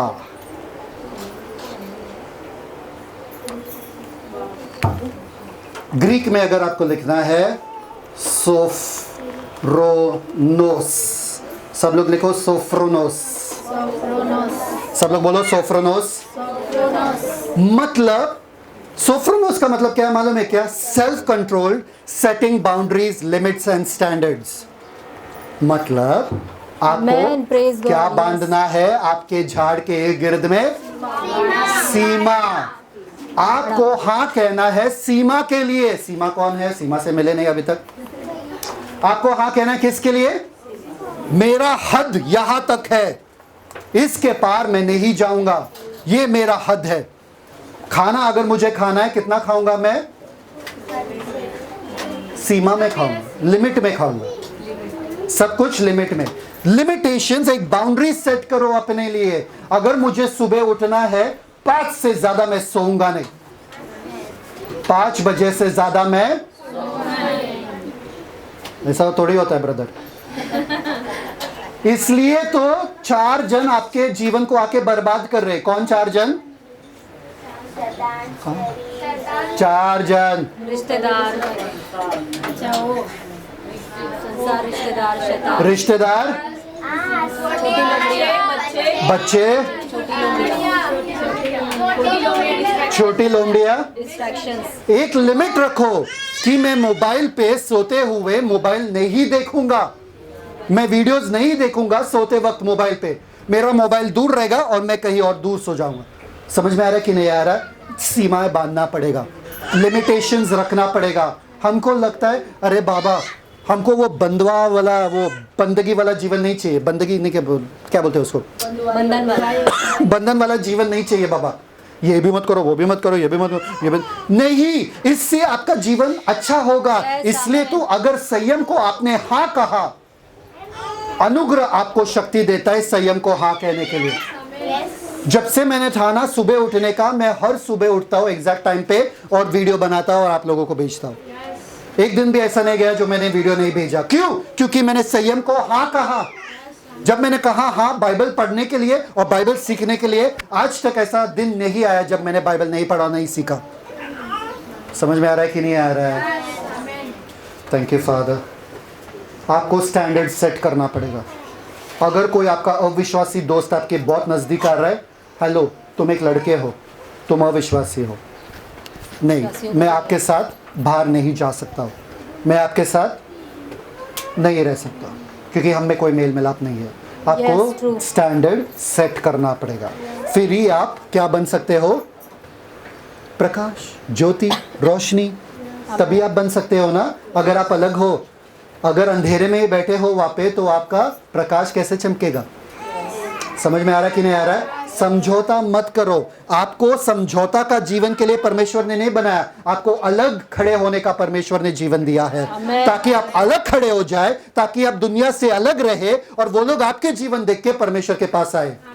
संयम को आपको हाँ कहना है। सब लोग बोलो संयम को हाँ कहना है। संयम को हाँ कहना है। और संयम किस चीज में? ये भी मैं आपको कहता हूँ, धर्म के चीज में। धर्म का जो शब्द है वहां पर ग्रीक में उसका अनुवाद, मैं शब्द नहीं बोलूंगा, पर ग्रीक में उसका अनुवाद ये है सोचना, भावना, फीलिंग, सोचना। भावना को क्या, फीलिंग को क्या कहते हैं? भावना। Thinking, feeling and acting like God. Thinking, feeling and acting like God. Hindi में परमेश्वर की तरह सोचना, महसूस करना और कार्य करना, व्यवहार करना। समझ में आ रहा है? परमेश्वर के जैसे सोचना, परमेश्वर के जैसे अपने भावनाओं पर नियंत्रण रखना और परमेश्वर के जैसे व्यवहार करना धर्म का शब्द है। आपको आपको संयम किस चीज पे चाहिए? आपको सेल्फ कंट्रोल किस चीज पे चाहिए? आपको बाउंड्री किस चीज पे चाहिए? आपके सोच पे। आपके सोच पे सीमा रखना। आपके सोच को बोलो किसी के बारे में बुरा सोचूंगा नहीं, किसी के बारे में नफरत कभी नहीं रखूंगा। आपके भावनाओं के ऊपर कंट्रोल रखो। मैं चिढ़ूंगा नहीं, मैं गुस्सा नहीं करूंगा, मैं क्रोध में नहीं आऊंगा, मैं आवेश में अपना होश खोकर कुछ बातें नहीं बोलूंगा। अपने क्रोध पे, अपने भावनाओं पे कंट्रोल करना और अपने कार्य पे, जो आप जीवन जीते हो उस पर कंट्रोल करना। अगर वो परमेश्वर के जैसा नहीं है तो आपको उसको ना कहना है। अगर परमेश्वर के जैसा है आपको उससे तो परमेश्वर ने कहा लोगों से प्यार करो, तो आप क्या करोगे? प्यार करेंगे। पक्का? सिर्फ ये 2 बच्चे प्यार करेंगे और सब करेंगे? प्यार मतलब गुस्सा करना? ब्रदर, लोग तो कहते हैं झगड़ा से प्यार बढ़ता है। परमेश्वर को आपके साथ झगड़ा करना चाहिए था फिर और परमेश्वर का प्यार बढ़ता था आप लोगों के लिए। अपने बेटे को खाली फुकट भेज दिए। समझ में आया कि नहीं आया? ये सब बेवकूफ है। जब परमेश्वर के सोच, परमेश्वर के भावनाएं जो है आप में है और परमेश्वर के कार्य आपके द्वारा है, इसलिए यीशु मसीह कहते हैं क्या? जैसे मैं पिता को देखता हूं करते हुए मैं वैसे करता हूं। पिता का सोच मेरा सोच, पिता का चलना मेरा चलना, पिता का कार्य करना मेरा कार्य करना है। इसमें संयम आपको चाहिए, इसमें डिसिप्लिन आपको चाहिए। आपको सोचना है। यीशु मसीह अभी यहाँ पर रहते थे, क्या करते थे? प्रार्थना करते थे कि सोते थे? प्रार्थना करते थे। यीशु मसीह यहाँ पर रहते थे, क्या करते थे? बाइबल पढ़ते थे कि सोते थे कि अपना कार्य करते थे? नहीं, बाइबल पढ़ते थे। यीशु मसीह अगर यहाँ पर रहते थे, ये जो मुझे बता रहे, गॉसिप कर रहे मेरे साथ, किसी के बारे में बुराई या चुगलखोरी कर रहे, तो मैं सुनता था क्या? नहीं, यीशु मसीह नहीं सुनते थे। यीशु मसीह आशीष देते थे, मैं भी आशीष दूंगा। आमीन। यस। आपको संयम धर्म की चीजों में चाहिए। धर्म मतलब क्या? परमेश्वर के जैसा सोचना, परमेश्वर के जैसा अपनी भावनाओं पे कंट्रोल करना, परमेश्वर के जैसा व्यवहार करना। सब लोग बोलो, धर्म मतलब क्या? परमेश्वर के जैसा सोचना, महसूस करना और परमेश्वर के जैसा कार्य करना। और आखिरी वर्ड जो है भक्ति। सब लोग बोलो भक्ति। भक्ति का मतलब सिंपल है, भक्त होना। भक्त होना मतलब क्या? भक्त के दिमाग पर, भक्त के जीवन में एक ही जुनून रहता है, एक ही, सही बात है कि नहीं? हम कहते हैं ना उसके बारे में, अरे देखो वो तो भक्त है।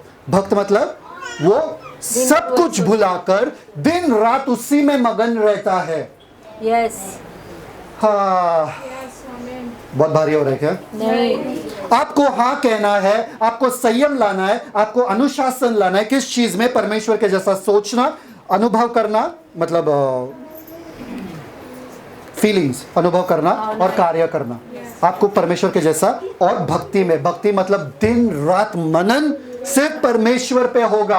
आमेन, आमेन। यस। आप किस चीज पे मनन कर रहे हो मुझे कैसे पता चलेगा मालूम है क्या? कैसे पता चलेगा मालूम है क्या? आपसे बात करके। यस। अगर जब मैं आपसे बात करूंगा और आप अपने जीवन के बारे में बता रहे हो, आप उस पे मनन नहीं कर रहे हो।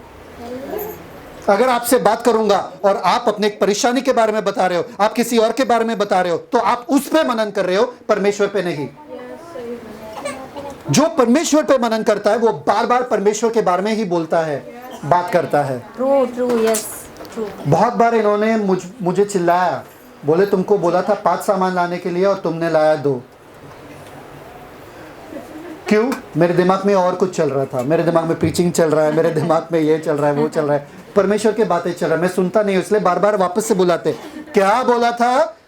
दही लाना है, चीनी लाना है, वापस बुलाना पड़ता है। फिर वापे सेंड भी करते व्हाट्सएप पे, ये देखो ये लिस्ट मैंने सेंड किया, ऐसा ही लाना। फिर भी मैं गलती करता हूँ क्योंकि मेरा दिमाग उसी में रहता ही नहीं है। एस्तर से पूछो जरा, दिमाग किसी और चीज में रहे तो हम सुनते हैं क्या ध्यान से? फिर एस्तर क्या बोलती है? मैंने तो सुना ही नहीं। मैं समझ में आया कि नहीं आया? आपको अनुशासन किस चीज में लाना है? परमेश्वर के जैसा सोचना, भावनाओं में और कार्य में, और आपको पूरी तरीके से परमेश्वर में लीन होना है। भक्त होना है परमेश्वर के। भक्त मतलब क्या? परमेश्वर मेरे सोचों में, मेरे ख्यालों में, मेरे उठने में, मेरे बैठने में, मेरे चलने में, मेरे बोलने में, परमेश्वर परमेश्वर। सब लोग बोलेंगे अरे तू पागल है, तू हमेशा परमेश्वर परमेश्वर क्या करता है? मैं, अगर तुमको नहीं अच्छा लगता है तो यहाँ पर खड़े मत रहो भैया। तुमको रोशनी नहीं चाहिए तो जाओ अंधकार में, क्योंकि मैं तो जगत का, मैं तो रोशनी देता रहूंगा। तुमको पसंद आए कि नहीं आए, और अगर तुमको ये रोशनी पसंद नहीं है, ये साबित करता है कि तुम कॉकरोच हो। कॉकरोच ही रोशनी से डरता है। आमेन। सब लोग है? Verse 13 sir, verse 13। तीतुस 2:13 वचन। अभी 1 मिनट, 11 वचन से पढ़ना। 11वां वचन।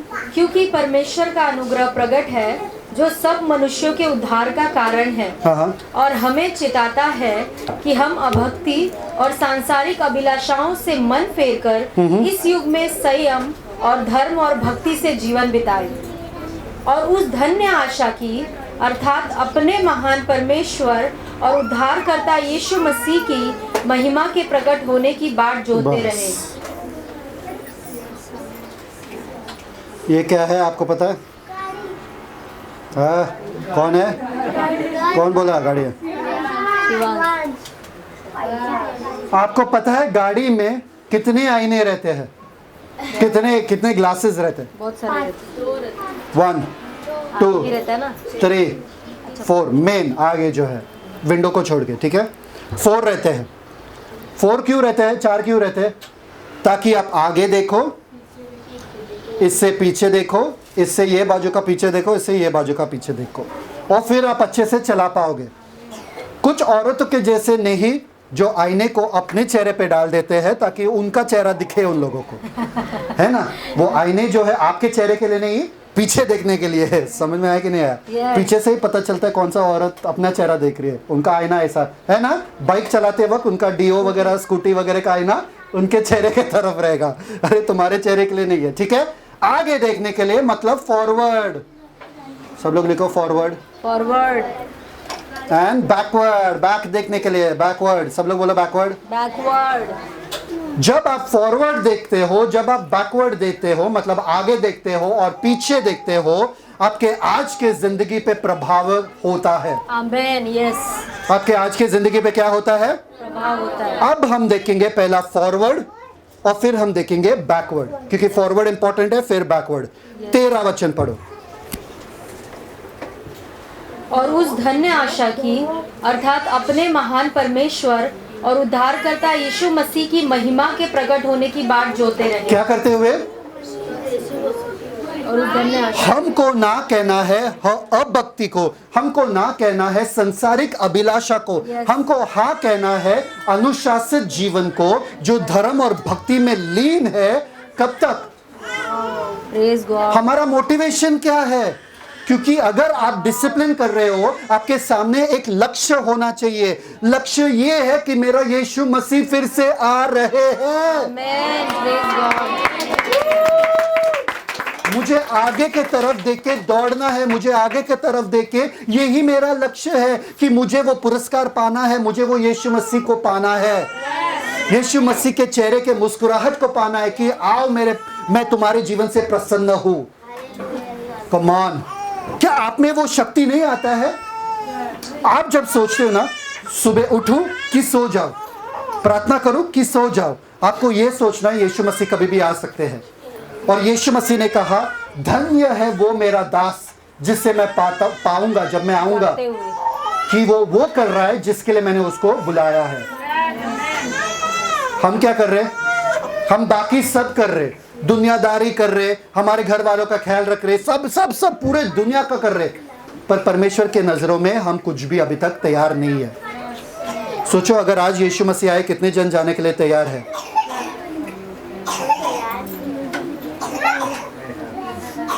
क्या चेहरा दिखाएंगे? क्या चेहरा दिखाएंगे? क्या किया तुम्हारे लिए? ये हमारा मोटिवेशन है। एक बार एक बंदा जो था हॉस्पिटल में था, डॉक्टर के पास चला गया, डॉक्टर को बोला डॉक्टर मुझे लगता है कि मैं मरने वाला हूं, ये ऑपरेशन के बाद तो मैं मरने वाला हूं ऐसा लग रहा है। डॉक्टर एक बात बताओ मुझे, मरने का या मृत्यु के उस पार क्या है? डॉक्टर ने बोला मुझे भी नहीं पता कि मृत्यु के दरवाजे के उस पार क्या है। तो वो थोड़ा डिप्रेस हो गया वो बंदा, वो बोला डॉक्टर मुझे लग रहा है कि मैं नहीं बचने वाला, मेरा तो जीवन यहीं पे खत्म। तो डॉक्टर ने बोला तुमको पता है जब मैं घर जाता हूँ मुझे पता है कि मेरा जो कुत्ता है वो दौड़ते दौड़ते आता है क्योंकि उसको मालूम है कि उसका मालिक आने वाला है। उसको पता नहीं है उस दरवाजे के पार किसी और का गाड़ी आया कि मेरे मालिक का गाड़ी आया, पर उसको पता है टाइमिंग सही है। वो रुका रहता है, दरवाजे को देखता रहता है और वो नाखून मारता रहता है दरवाजे पे कि मेरा मालिक आ रहा है, मेरा मालिक आ रहा है। तभी उसके सामने खाना भी रखो तो वो खाता नहीं है। इतना ही जान लो, मृत्यु के पार अगर तुम्हें पता है कि तुम्हारा मालिक कौन है तो तुम खुशी खुशी जाओगे। अगर तुम्हें पता है कि तुम नरक में जा रहे हो तो तुम खुशी खुशी नहीं जाओगे। मुझे पता है यीशु रुके हैं मृत्यु के उस पार, तो मैं कैसे जाऊंगा? नाखून मारते हुए, हंसते हुए और चिल्लाते हुए, क्योंकि मेरा मालिक आ रहा है। आमेन कि यस मैन? आमेन। वैसे ही आपको देखना है कि मेरा मालिक आ रहा है, मेरा यीशु मसीह आ रहा है, मैं कैसे रहूंगा? अरे मुझे खाना नहीं चाहिए, मुझे संसार का अभिलाषा नहीं चाहिए, मुझे कोई भी अधर्म के बातें नहीं चाहिए। क्यों? मेरा यीशु आ रहा है, मैं सिर्फ उसके धुनकी में रहता हूं। मैं सिर्फ रुका कि मेरा यीशु कब आएंगे, दरवाजे खोलेंगे, बोलेंगे आओ मेरे पास, और हम उड़ते हुए ऐसे लोगों का मन संसार में लगता नहीं है। जिनका शादी हो रहा है उनको पूछो, घर में उनका मन लगता है क्या? झाड़ू पोछा करवाओ उन लोगों से तो बताओ। झाड़ू पोछा किया था शादी से पहले? किधर गया? यस। ठीक है, शादी के 1-2 दिन के पहले झाड़ू पोछा करवाओ दुल्हन से, नहीं करेगी। बोलेगी चल मेरा शादी हो रहा है, शादी के बाद तो वहां पर करना ही पड़ेगा ना। ठीक है, तो फॉरवर्ड मतलब क्या? 1 कोरिन्थियंस 1:7 पढ़ो। Thank you father. 1 कोरिन्थियंस 1:7। पहला कुरिन्थियों पहला अध्याय 7वां वचन। हाँ। यहाँ तक कि किसी वरदान में तुम्हें घटी नहीं, हाँ। और तुम हमारे प्रभु यीशु मसीह के प्रकट होने की बाट जोते रहते हो। क्या? तुम हमारे प्रभु यीशु मसीह के प्रकट होने का बाट जोते रहते हो। आप सच में रुके हो यीशु मसीह के लिए? सच में रुके हो क्या? एक औरत जब शादी कर रही है तो क्या करती है? सबसे पहले शादी का दिन नजदीक आ रहा है, क्या करती है? करती रहती है। नहीं रे, रीटा ब्यूटी पार्लर जाती है। मेकअप कराने के लिए, ब्लीच फेशियल कराने के लिए अपने आप को तैयार करती है। अगर आप यीशु के लिए रुके हो, आप अपने आप को तैयार करोगे। कौन सा श्रृंगार उनको अच्छा लगेगा वही श्रृंगार मैं पहनूंगा। समझ में आ रहा है कि नहीं आ रहा है? औरत आदमी के सामने जब शादी हो रहा है तभी कैसे जाती है? कैसा है आदमी है, कैसा है तू, ऐसा जाती है क्या? एकदम नजाकत से लीजिए, बोलिए, कहिए क्या आपको चाहिए, है ना? नजाकत से सब होता है। आपको उस ढांचे में अपने आप को ढालना पड़ेगा कि मेरा मसीह आ रहा है, मुझे तैयार होना जरूरी है। Amen. Figure something. Amen. Next verse 14, backward देखेंगे अभी। वर्स 14 आगे का हमने देखा। आगे का क्या है? यीशु मसीह आ रहे, तो हमारे जीवन कैसा रहना चाहिए? तैयारी वाला जीवन रहना चाहिए। बैकवर्ड देखेंगे, पीछे देखेंगे अभी। 14वां वचन। हाँ। जिसने अपने आप को हमारे लिए दे दिया। जिसने अपने आप को, जिसने अपने आप को, जिसने किसी स्वर्गदूत को दे दिया क्या? अपने आप को। अपने आप को। अगर उसने अपने आप को हमारे लिए दे दिया, क्या हम अपने आप को उसको नहीं दे सकते?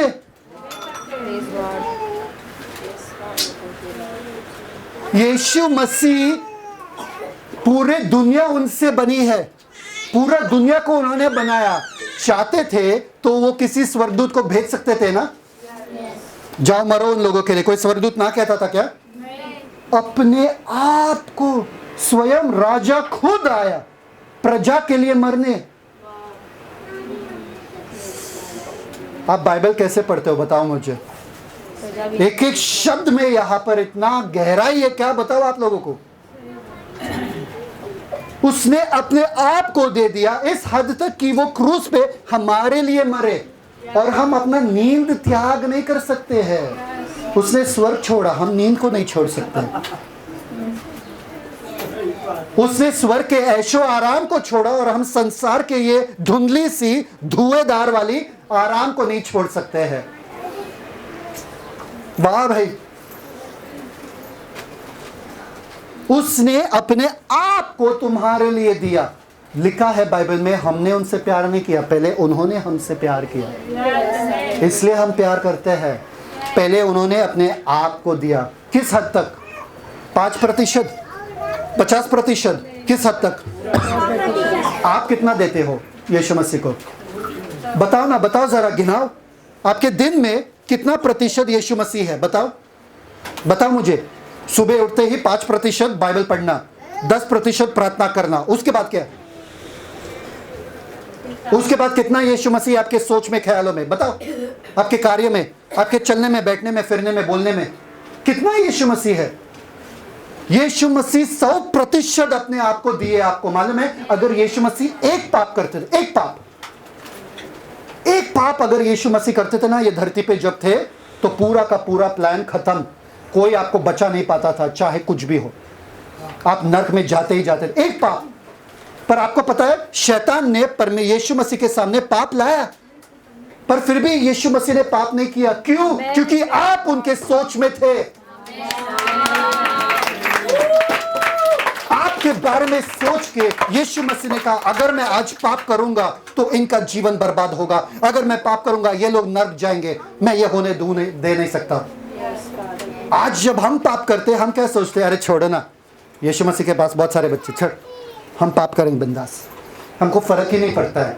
ऐसा जीवन जियो ना कि अगर मैंने आज ये पाप किया, अगर ये दारू पिया, अगर ये गुस्सा किया, अगर ये झूठ बोला, अगर ये चोरी किया, तो यीशु मसीह को पसंद नहीं आएगा, मैंने ये नहीं कर सकता ना। Thank you father. बैकवर्ड, उसने अपने आप को दिया तुम्हारे लिए। सब लोग बोलो तुम्हारे लिए। क्या लायकी था हमारा? क्या लायकी था? कुछ लायकी था? कुछ हमने किया था?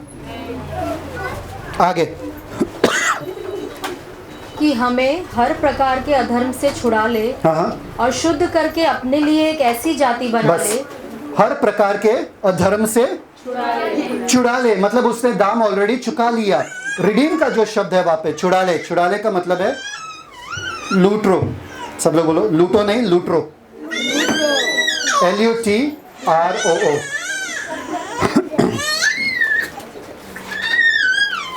Thank you father. Almost done, almost. LUTRO मतलब पैसा देना, दाम भरना, रिसीट देना कि मैंने दाम चुकाया। आपको पता है ये लूटरो का शब्द इतना पावरफुल है, मैं आपको बताता हूं। ये है दाम चुकाना किसी का, ताकि वो आजाद हो जाए, ना केवल बाहरी रूप से पर अंदरी रूप से भी। आमेन। मतलब आपको छुड़ाया यीशु मसीह ने, ना केवल बाहर के पाप से पर अंदर के पाप से भी। जब आपने यीशु मसीह को अपनाया, आपका पाप का जीवन खत्म हो चुका है, मर चुका है। Yes, true. आप पाप में नहीं जी सकते हो। आप एक साथ में एक ही जगह पे काम कर सकते हो, दो जगह पे काम कर सकते हो क्या? कॉन्ट्रैक्ट के हिसाब से लिखा है कि एक ही साथ में आप काम कर सकते हो, एक ही जगह पे, दो जगह पे नहीं। आप पाप के दासत्व पे और यीशु मसीह के दासत्व में, दोनों में नहीं जी सकते हो, नहीं जी सकते हो, क्योंकि यीशु मसीह ने दाम चुकाया, ना केवल आपके बाहरी, हालेलुया हालेलुया, और अंदर से गंदगी, अंदर से भी यीशु मसीह ने दाम चुकाया कि ये अंदर से और बाहर से पूरी तरीके से मैं इनका दाम चुका हूं। अभी ये पाप के दासत्व में रह नहीं सकते हैं। अगर बाहर से चुकाते थे तो भी चलता था भाई। सपोज मैंने आपको पैसा दिया बिजनेस के लिए, बिजनेस खोलो, ये एक चीज होती है। और अगर मैंने बोला आपको हर रोज मैं आपको पैसा देता रहूंगा, बिजनेस करते रहो, कौन सा बेटर है? हर रोज पैसा देते हैं। एक बार पैसा दूं और आप बिजनेस खोलो, आप अपना चलाओ, कि मैं हर रोज आपको पैसा देता रहूं, कौन सा बेटर है? यीशु मसीह ने ना केवल बाहर का एक बार में दाम चुका, बोला जाओ तुम जियो, अंदर का तुम्हारा देख, नहीं, अंदर से भी तुमको छुड़ाया है, ताकि तुमको आज पाप के साथ झगड़ा नहीं करना पड़ेगा। यस, आमेन। वो जा चुका है, आपको पाप को सिर्फ ना कहना है। यस, क्या कहना है? आमेन। Praise God. बाइबल में लिखा है यदि एक औरत जो है, उसका पति जो है मर जाता है और वो किसी और से शादी करता है, तो वो पहले रिश्ते के लिए पूरी तरीके से मर चुकी है। अभी वो पहले पति के पास जा नहीं सकती है वापस से। पहले पति अगर मुर्दों से जी उठा और वापस आ गया, तो पहला पति अगर बुलाया औरत को, तो वो औरत जाएगी क्या? क्योंकि अब उसका शादी किसी और से हो चुका है। तो उसको क्या कहना पड़ेगा? पहले पति को क्या कहना पड़ेगा? वैसे पाप के साथ आपका रिश्ता खत्म। आप पाप के साथ भी रह रहे हो, पहले पति के साथ भी और दूसरे पति के साथ भी। ऐसा कैसा? व्यभिचार। ये व्यभिचार है। क्या है ये? व्यभिचार। आपको ना कहना है उसको। सब लोग हैं मेरे साथ? यस। Thank you father. यीशु ने हमें छुड़ाया है। सब लोग बोलो, यीशु ने हमें छुड़ाया है। एक बार एक कलाकार जो है ना, पेंटिंग करने वाला कलाकार, बहुत प्रसिद्ध हो चुका था, कई सालों से वो प्रसिद्ध हो चुका था। तो वो सोचा चलो मैं अपना गांव जाता हूँ देखने के लिए कि मेरा गांव कैसा है। गांव जाने के बाद एक दुकान में जाता है, वो एकदम झोपड़ी वाला दुकान में जाता है और देखता है कि वहां पर एक पेंटिंग लगा हुआ है, उसका सबसे पुराना वाला पेंटिंग, और इतना गंदे रीति से रखा है वहां पे ना। वो इतना दुखी होता है, वो बोलता है अरे ये पेंटिंग तो मेरा है। वो गांव वाला बोलता है चल चल निकलो, पैसा दो और ये पेंटिंग लो। वो सोचता रहता है अरे ये तो मेरा ही पेंटिंग है, इसका इज्जत ही नहीं यहाँ पर, मैं तो चाहता हूँ कि ये पेंटिंग मेरे साथ रहे। तो उन्होंने क्या किया मालूम है क्या? अपने ही पेंटिंग को दाम देकर ले लिया और उस पेंटिंग को वापस से साफ किया, खूबसूरत बनाया और अपने घर में सजाया। समझ में आया? वैसा ही यीशु मसीह ने किया। हम गंदे हो चुके थे, हम तो यीशु मसीह की पेंटिंग ही थे, हम तो यीशु मसीह। परफेक्ट। आगे पढ़ो। वर्स 14, उसके आगे की पूरा। वर्स 14। 14वां वचन, जिसने अपने आप को हमारे लिए दे दिया हाँ। कि हमें हर प्रकार के अधर्म से छुड़ा ले परफेक्ट। और शुद्ध करके अपने लिए बस क्या करे? शुद्ध करे। आपका उद्धार हुआ है, ये आधा कहानी है। Come on come on come on, get it get it get it. कितने जनों का उद्धार हुआ है यहाँ पे? सबका। कितने जनों का उद्धार हुआ है? सबका। ये साल है सिर्फ अपने बारे में बात करने का। कितने जनों का उद्धार हुआ है? मेरा। कितने जनों का हुआ है? मेरा। कैसे उद्धार लिखते हैं? उद्धार। ठीक है। उद्धार का दो भाग है। एक कि आपका उद्धार हुआ है, सल्वेशन। दूसरा भाग मिसिंग है। दूसरा भाग क्या बताओ? मैं बताता हूं आपको। एक्सोडस 9, एक्सोडस चैप्टर 9, निर्गमन 9, उसका 1 और उसका 13। अगर आपको मिला तो मुझे बताओ। एक्सोडस 9, इब्रानियों 9वां अध्याय पहला वचन। हाँ निर्गमन। निर्गमन हाँ। 1 to 13 I have to continue। Just 1 and 13। निर्गमन 9वां अध्याय पहला वचन। फिर यहोवा ने मूसा से कहा, फिरौन के पास जाकर कह कि इब्रियों का परमेश्वर यहोवा तुझसे इस प्रकार कहता है कि मेरी प्रजा के लोगों को जाने दे कि मेरी उपासना करें। मेरी प्रजा के लोगों को जाने दो कि मेरी उपासना करें। दूसरे वर्जन में मेरी सेवा करें। आगे निर्गमन 9वां अध्याय 13वां वचन। फिर यहोवा ने मूसा से कहा, बिहान को तड़के उठकर फिरौन के सामने खड़ा हो और उससे कह, इब्रियों का परमेश्वर यहोवा इस प्रकार कहता है कि मेरी प्रजा के लोगों को जाने दे कि वे मेरी उपासना करें। मेरी उपासना करें। सब लोग बोलो। The other part is serving। Amen, praise God। You are saved to serve। Yes। You are saved to serve। ये अपने जीवन का लक्ष्य बना दो। Amen, praise मुझे God। उद्धार मिला है ताकि मैं यीशु के लिए जीवन जीऊं और कार्य करूं। ये आपका आधा कहानी है जो आप जी रहे हो। भैया मुझे तो उद्धार मिला है, मैं तो खुश हूं, किसी को बताऊंगा भी नहीं कि यीशु में आओ, किसी को बताने की जरूरत नहीं है। मेरे बाजू वाले को पता नहीं है कि मैं क्रिस्ती हूं, है ना। चुपचाप से रहने का, क्रिस्ती रहने का, अपने आप में रहने का, अपने काम से मतलब रहने का, बस किसी को बताने का नहीं। Hallelujah hallelujah. उन लोगों के जैसा हम प्रचार करते नहीं जाते। आप बेवकूफ हो, क्योंकि आपको उद्धार दिया गया है ताकि आप कार्य करो। नहीं विश्वास हो रहा है, ठीक है, वापस से 14 पढ़ना। टाइटस 2:14। तीतुस 2:14। ध्यान से सुनना अभी। आप परमेश्वर का वचन क्या कह रहा है, ध्यान से सुनना। जिसने अपने आप को हमारे लिए दे दिया कि हमें हर प्रकार के अधर्म से छुड़ा ले और शुद्ध करके अपने लिए एक ऐसी जाति बना ले। अपने लिए शुद्ध करके अपने लिए एक ऐसी जाति बनाए क्या? जो भले भले कामों में सरगर्म हो। भले भले कामों में, बाकी बकवास में सरगर्म रहते हैं। हमेशा हमेशा सरगर्म ही रहता है। खाना पका सकते हैं लोगों के सर पे, इतना गर्म रहता है सर।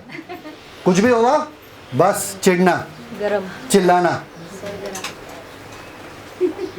सरगर्म बाकी चीजों में है, परमेश्वर के कामों में नहीं।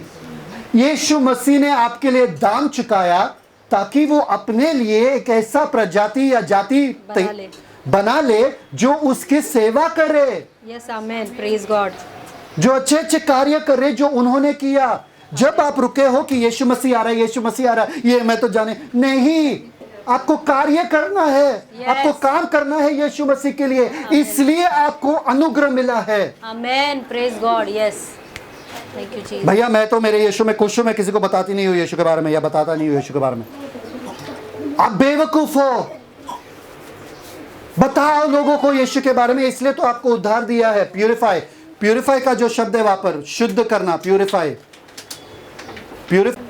कैथेरिज़ो का मतलब जो है यहाँ पर, कैथेरिज़ो का मतलब जो है वो है मतलब शुद्ध घोषित करना।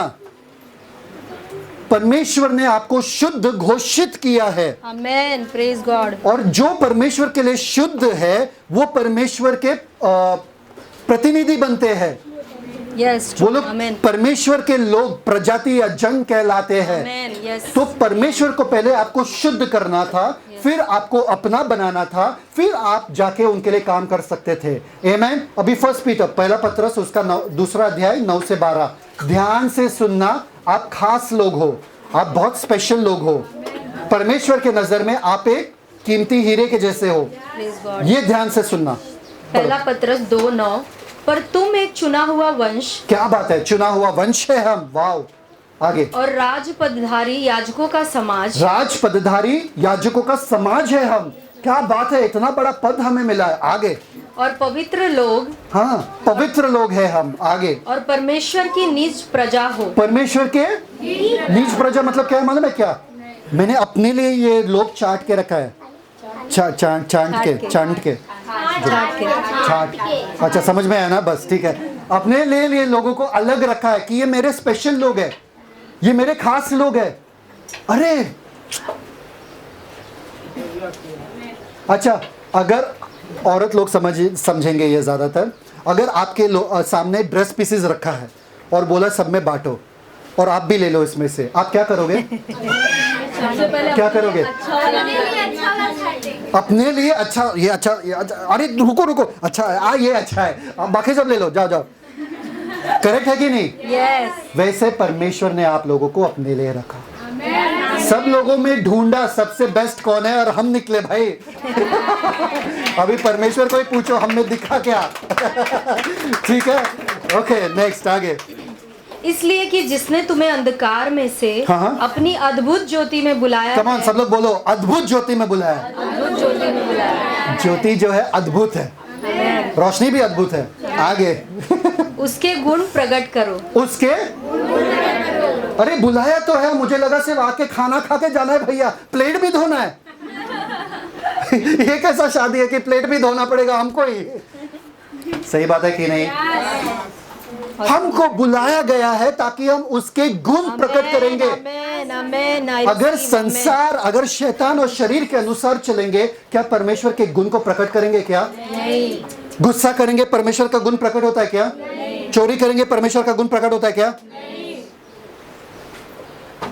नफरत रखेंगे, परमेश्वर का गुण प्रकट होता है क्या? नहीं। आगे, तुम पहले तो कुछ भी नहीं थे। तुम पहले तो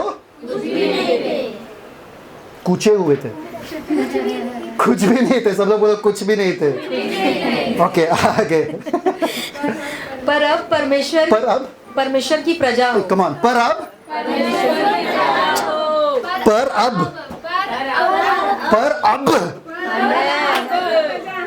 आमेन। मेरा पहचान बदल चुका है, मेरा स्थान बदल चुका है, मेरा अब यस। मैं किसका हो चुका हूँ? परमेश्वर का। मैं किसका हो चुका हूँ? परमेश्वर का। आमेन। यस। आमेन। पहले मैं कुछ भी नहीं था, कोई भी नहीं था, अब मैं कौन हूँ पता है? परमेश्वर का। यस।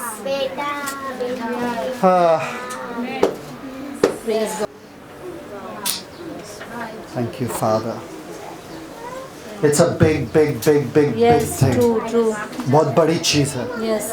कि परमेश्वर के हम हो चुके हैं।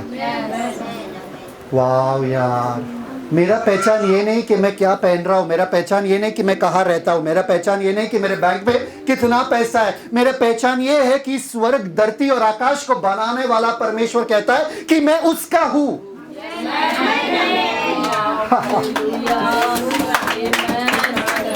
मैं हारा हुआ जीवन।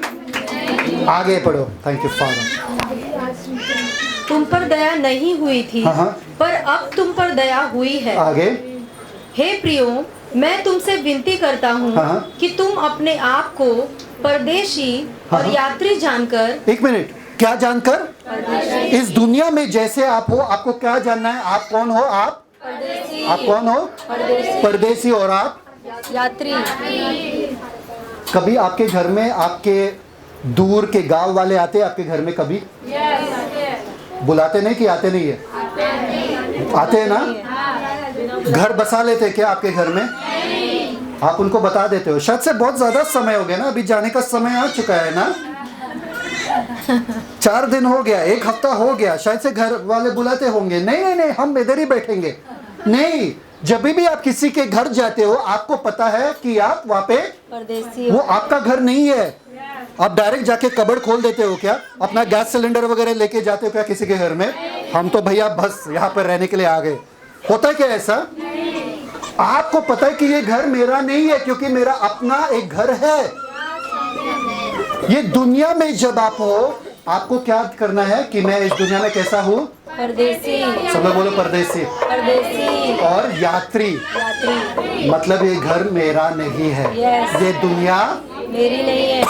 तो मेरे को क्या करना है? इस दुनिया में मन लगाना है क्या? नहीं। अरे ये क्या हो रहा है, अरे वो क्या हो रहा है। अगर आप चाइना जाओगे और चाइना के गवर्नमेंट ने अनाउंस किया कि सारे चाइना के लोगों को टैक्स भरना पड़ेगा, आप परेशान हो गए क्या? नहीं, भाई ये चाइना के लोगों के लिए, मैं तो यात्री हूँ बाबा, मैं तो भारत का हूँ, मैं चला जाऊंगा। मैं तो चला जाऊंगा कुछ दिनों में। वैसे ही आपको इस संसार में आमेन, प्रेज रहना गॉड, पड़ेगा। आमेन। मुझे कुछ फर्क नहीं पड़ता इस संसार में क्या हो रहा है, क्योंकि मैं इस संसार का हूँ ही नहीं है, मैं ऊपर से आया हूँ, क्योंकि आमेन। परमेश्वर की तरफ से मेरा जन्म हुआ है। आमेन, प्रेज गॉड, हाँ, thank you Jesus, thank you father, amen. You are yes, awesome. आगे, थैंक यू जीसस। कि तुम अपने आप को परदेशी और यात्री जानकर हाँ। उस सांसारिक अभिलाषाओं से जो आत्मा से युद्ध करती है बचे रहो। उस संसारिक अभिलाषाओं से जो आत्मा से, मतलब जो नींद को आप हाँ कह रहे हो वो आपके आत्मा से युद्ध कर रहा है। कौन जीतता है मालूम है क्या? जिसको आप जीतने दोगे। और बार बार पवित्र आत्मा को खिन करते आप पवित्र आत्मा को हराते हो। जब आप नींद को चुनते हो, प्रार्थना को नहीं। जब आप सोना चुनते हो, सोने को चुनते हो, जब आप कुछ और करने को चुनते हो, बाइबल पढ़ने को नहीं, आप पवित्र आत्मा को खिन्न करते हो। आपको पवित्र आत्मा को जिताना है, शरीर को नहीं। आपको पवित्र आत्मा को जिताना है, संसार को नहीं। आपको पवित्र आत्मा को जिताना है, शैतान को नहीं। समझ में आ रहा है कि नहीं आ रहा है? इसके लिए आपको ना कहना पड़ेगा। आगे, संसार की अभिलाषा आपके आत्मा से युद्ध कर रहा है। आगे, अन्य जातियों में तुम्हारा चाल चलन भला हो, अन्य जाति में तुम्हारा चाल चलन भला हो, इसलिए कि जिन जिन बातों में वे तुम्हें कुकर्मी जानकर बदनाम करते हैं, वे तुम्हारे भले कामों को देखकर उन्हीं के कारण कृपा दृष्टि के दिन परमेश्वर की महिमा करें। मैं परमेश्वर का हो चुका हूँ, पर भले कामों के लिए, यस, ताकि लोग मेरे भले काम को देख के उनका उद्धार हो जाए, ताकि वो लोग और वो जीवन जिए, ताकि उनके द्वारा किसी और का उद्धार हो जाए, ताकि वो जीवन जिए, ताकि उद्धार हो जाए। ये है आपका पूरा उद्धार। अगर आप उद्धार लेके बस बैठे रहोगे, आप जियोगे नहीं, तो लोग उद्धार कैसा होगा? परमेश्वर ने आपको अपनाया, रोशनी में बुलाया, ज्योति में, अद्भुत ज्योति में बुलाया, आपको अपनाया, ताकि आप लोगों के सामने वो चाल चलन चलो जिससे वो लोग परमेश्वर के पास आ सकते हैं। आमेन। इसलिए आपको बचाया गया ताकि आपके द्वारा कार्य हो। Read now, we are done with this ना। 12 till 12. 12, read 12. I read. Read 12 ना, बस done. Go back to Titus 2 verse 14. Okay, Read. सरगरम, दो वर्ड सरगरम। सरगरम का जो शब्द है वहां पे वो है ज़ील। इंग्लिश में ज़ील है। सब लोग बोलो ज़ील। Zeal. ज़ील का मतलब क्या मालूम है क्या? जुनून। जुनून, सब लोग बोलो जुनून। किसी चीज का जुनून कभी आपके सर पे सवार था क्या? Yes. कब? किस चीज के लिए?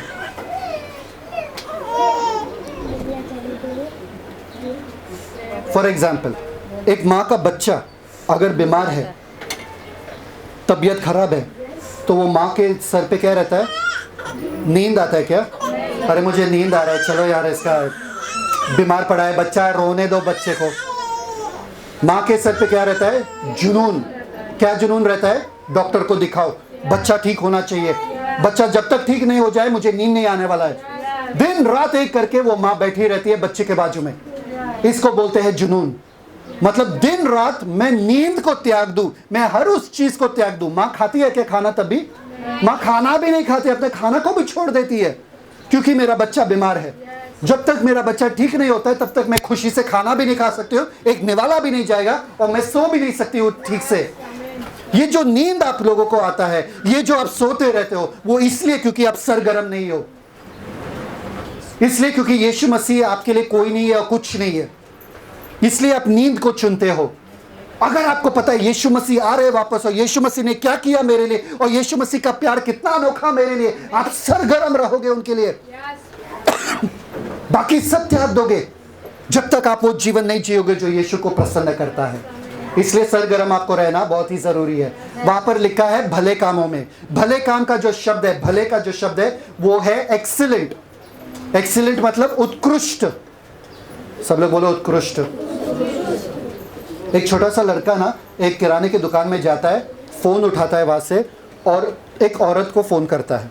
तो छोटा बच्चा बोलता है, हेलो मैडम, मुझे नौकरी चाहिए, तो वो औरत बोलती है नहीं हमारे यहाँ पे नौकरी नहीं है। मैडम कुछ भी चलेगा, मैं झाड़ू पोछा कर दूंगा, मैं कुछ भी करूंगा। बोले नहीं हमारे यहाँ पर एक लड़का ऑलरेडी आता है, वो झाड़ू पोछा वगैरह सब करते हैं, अच्छे से करते हैं।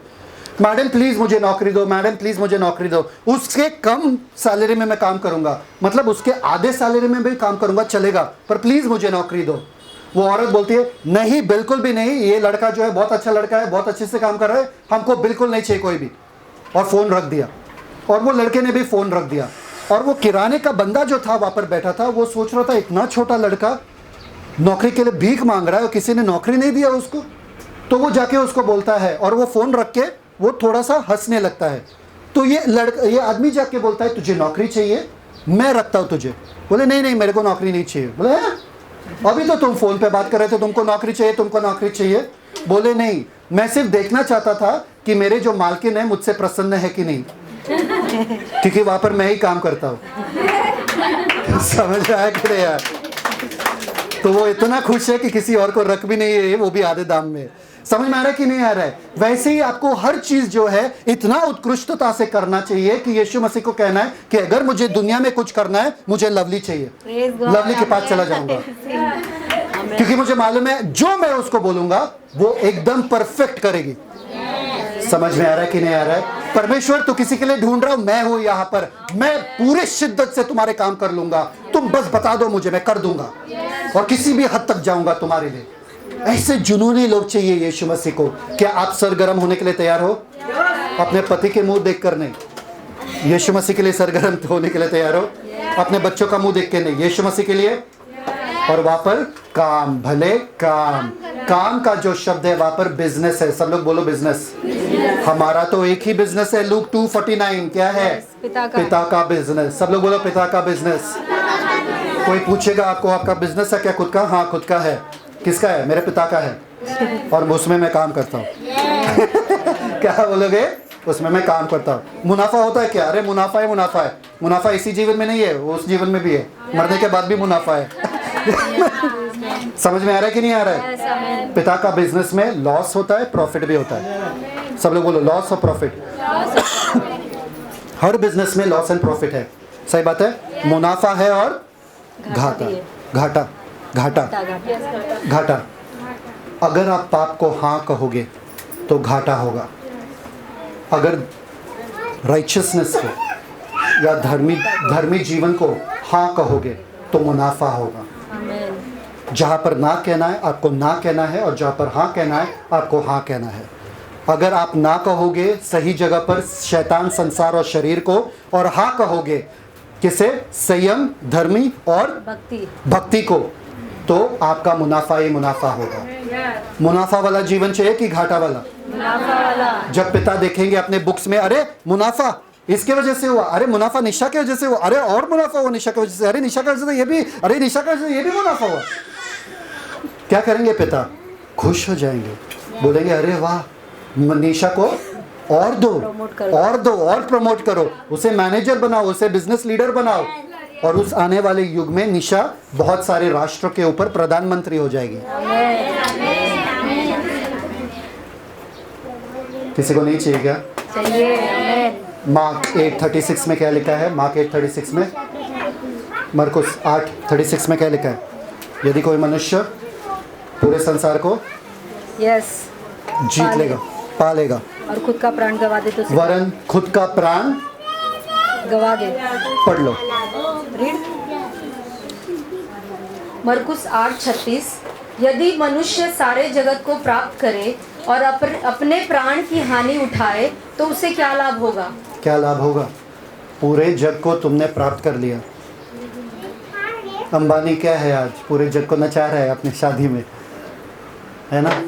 पूरे जग को प्राप्त कर लिया, पर प्राण का हानि तो होगा अगर यीशु को नहीं अपनाएंगे तो। क्या लाभ होगा? कुछ लाभ होगा क्या? कितना पैसा का लाभ है? कुछ नहीं। इस धरती पे वाह वाह सब कहेंगे, पर आंखें बंद होने के बाद कहा जाएगा नरक में। वहाँ पर कौन आएगा उनको नाचने के लिए? कोई आएगा? कोई उनका सुनेगा?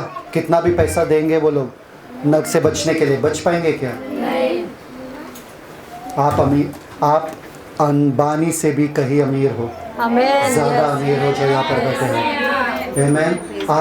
आपकी जो अमीरता है वो आप यहाँ पर नहीं देख सकते शायद से, पर ऊपर है, परमेश्वर के साथ है, क्योंकि जो परमेश्वर को जानता है वो पूरे जग पे प्रभुता करता है। सब लोग हैं मेरे साथ? यीशु मसीह ने अपने आप को दिया, अब समय है आप अपने आप को दो। यीशु मसीह ने संसार, शैतान और शरीर को ना कहा। कहाँ पर? रेगिस्तान में। जब शैतान उसके पास आया, शैतान आया था, शैतान को ना कहा। संसार ऑफर किया गया था, संसार को भी ना कहा। शरीर, ये पत्थर को रोटी बना दे, ना। तीनों चीज़ को ना कहा यीशु मसीह ने आपके लिए। आज आपका समय है, क्या आप ना कहने के लिए तैयार हो? उद्धार और अनुग्रह आपको इसलिए दिया गया है ताकि आप आराम नहीं करो, ताकि आप काम करो, ताकि आप काम करो। गलेशियंस 5:13। हे भाइयों, गलातियों 5वां अध्याय ध्यान से सुनना। 13वां वचन। हे भाइयों, तुम स्वतंत्र होने के लिए बुलाए गए हो, परंतु ऐसा न हो कि यह स्वतंत्रता शारीरिक कामों के लिए अवसर बने। एक मिनट, तुम स्वतंत्र होने के लिए बुलाए गए हो, ऐसा ना हो कि तुम्हारे स्वतंत्रता का जो है तुम शारीरिक कामों के लिए, संसार की अभिलाषाओं में जीने के लिए इस्तेमाल करो। वरन क्या करना चाहिए आपको? वरन प्रेम से एक दूसरे के दास बनो। प्रेम से एक दूसरे के दास बनो। सब लोग बोलो, प्रेम से एक दूसरे के दास बनो। प्रेम से एक दूसरे के दास बनो। ये परमेश्वर का वचन है आपके लिए। आज अनुग्रह आपको मिला है, आपको वो शक्ति मिला है, वो सामर्थ्य मिला है क्या करने के लिए? ना कहने के लिए और हाँ कहने के लिए। सब लोग उठ जाओ, नींद से उठ जाओ। सब लोग नींद से उठ जाओ। हाथ ऊपर करो, सब लोग हाथ नीचे करो। आपको अनुग्रह दिया गया है ताकि आप हाँ कहो और ना कहो। ना किससे कहना है? संसार को, शरीर को, शैतान को। शैतान, संसार और शरीर को ना कहना है। और हाँ किससे कहना है? संयम, धर्म और भक्ति को। परमेश्वर के संयम, धर्म और भक्ति को हाँ कहना। कहाँ देखते हुए? आगे की तरफ देखते हुए कि यीशु मसीह आ रहे, और पीछे की तरफ ध्यान रखते हुए कि यीशु मसीह ने आपके लिए क्या किया। यीशु मसीह ने आपके लिए ना कहा संसार, शैतान और शरीर को, और यीशु मसीह ने हाँ कहा संयम वाला जीवन जीने के लिए, धर्म वाला जीवन जीने के लिए और भक्ति वाला जीवन जीने के लिए आपके लिए।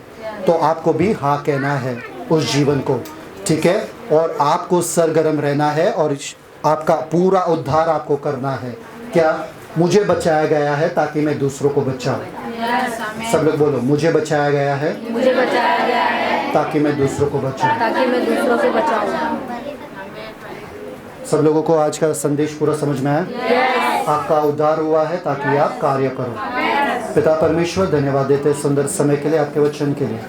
आज हम जान चुके हैं पिता, जहाँ पर ना कहना है, ना कहना है। वो हद, वो सीमा हमें डालना ही डालना है पिता, ताकि दुश्मन अंदर आके ये फलवंत जीवन को नाश ना करे पिता। शैतान के आवाज़ को, संसार और शरीर के आवाज़ को हम पहचाने और ना कहे पिता, और आपके संयम वाला ज़िंदगी, आपके धर्म वाला ज़िंदगी और आपके भक्ति वाला ज़िंदगी को हाँ कहते हुए पिता, हम आगे देखते हुए कि हमारा यीशु मसीह आ रहे, और पीछे देखते हुए कि यीशु मसीह ने हमारे लिए क्या किया, ऐसे जीवन जिए, शिद्दत से सरगर्म होकर कार्य करे आपके और सेवा करे आपके लिए। मैं जानता हूँ कि ये बीज जो है, ये वचन जो है अच्छी भूमि पे गिरा है पिता, और ये फल लाएगा। आपको धन्यवाद देते यीशु मसीह के मीठे नाम में मांगता है, आमीन। Celebrate Christ. God bless you. शाबाश।